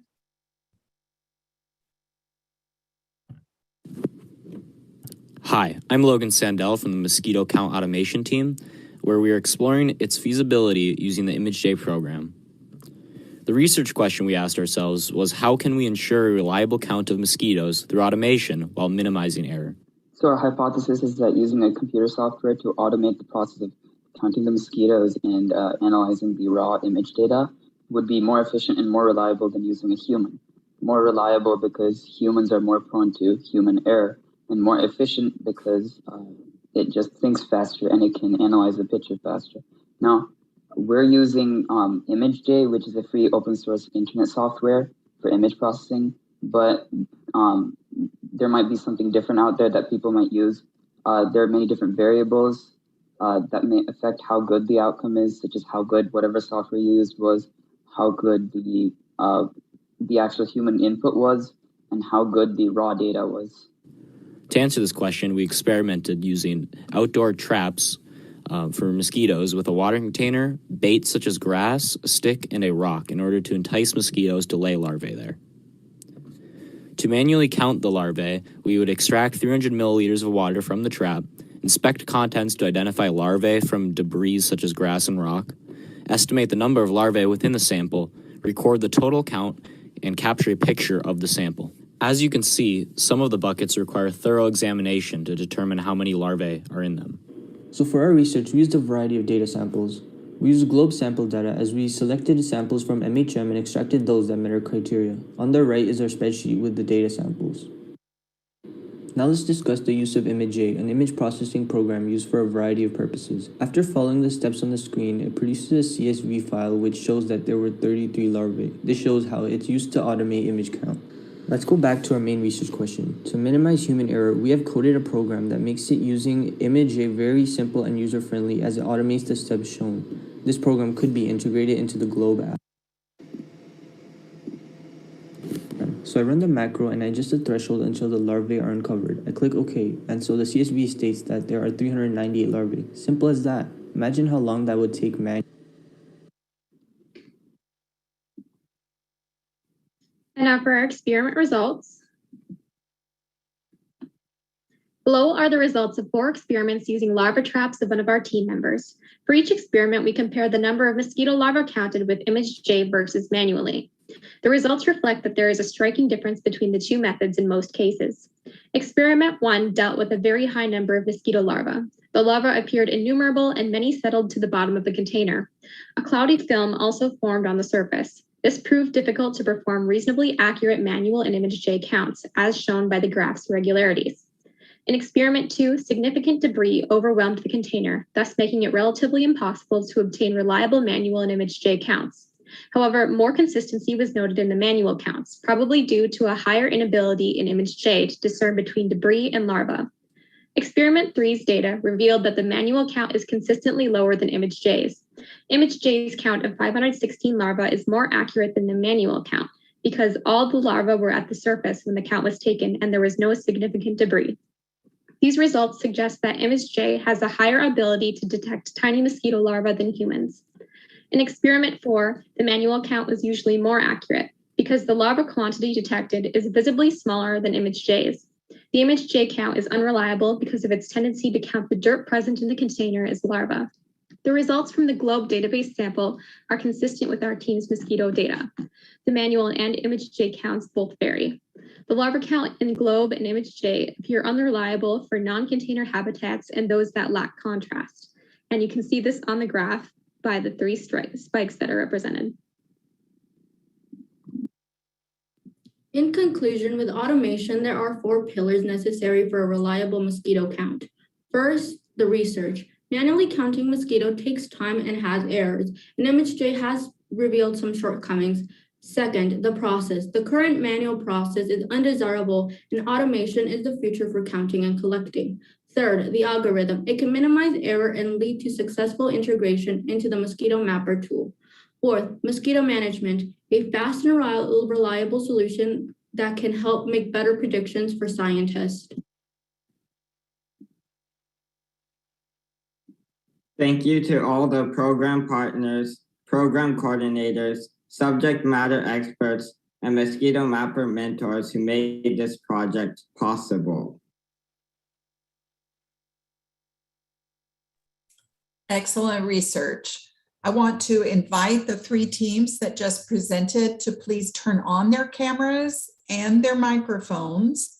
The first questions that we have are for the predictive modeling and forecast mosquito outbreak team.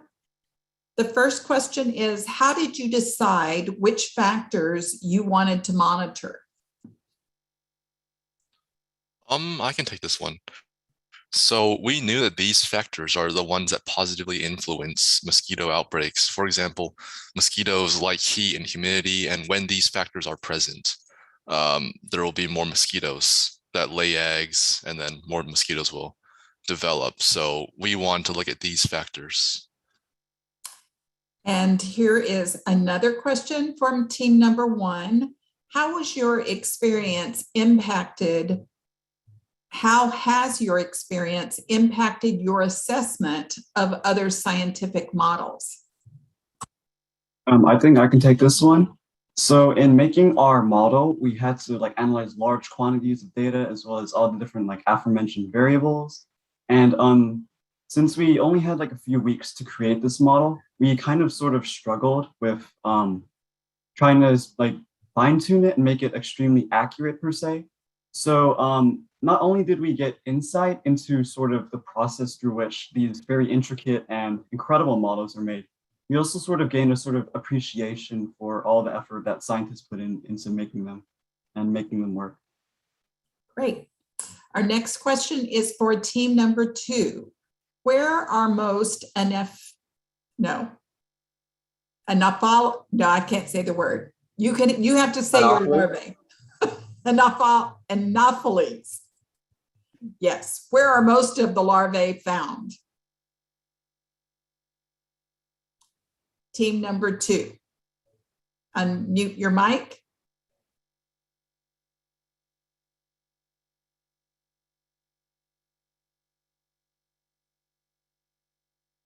Team number 2, are you online? We'll go on to team number 3. How do you estimate the number of larvae in a sample? I can take this one. So to do it manually to estimate, the best way we found to do it is to take a small cup out of usually a bucket that would be containing the sample, taking a cup out of that, examining, counting how many larvae, usually there'd be a handful that way, and then counting those, dumping it out, and doing it all the way until there's virtually no water left in or no larvae to be seen. But that takes a large amount of time to do, hence the use of ImageJ. And team number 3, are there other types of mosquito traps than the one you used?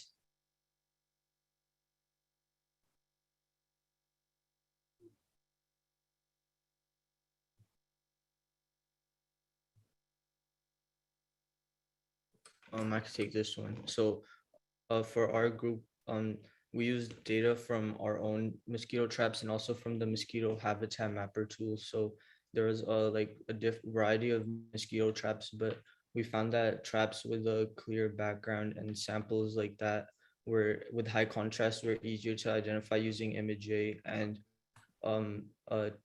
mosquito habitats like that didn't have a trap that were just in like the wild and on dirt were hard to identify using ImageJ because the program has difficulties with that type of images.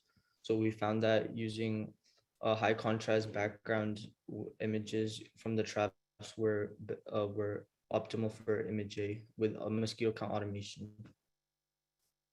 And the next question for team number 3, would you recommend a different image processing software? If yes, what features should it have? And if not, what other improvements do you suggest?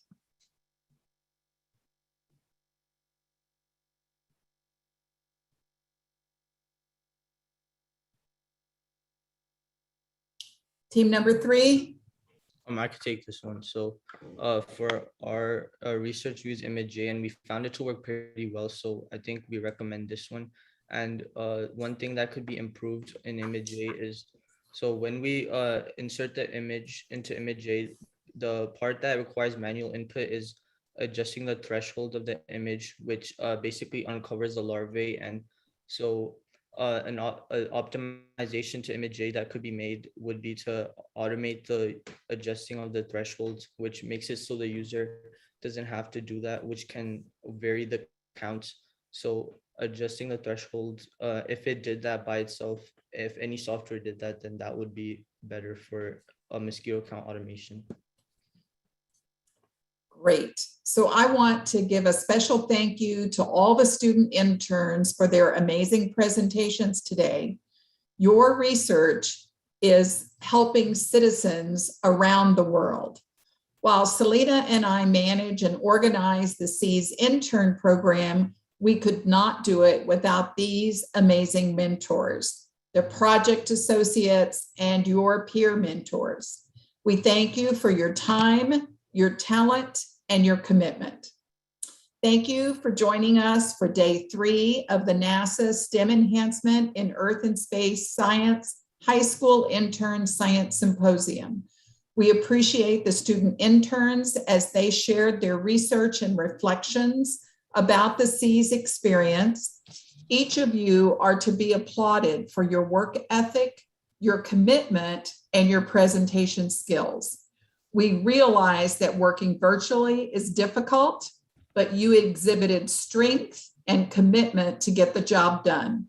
This concludes the 2021 NASA SEAS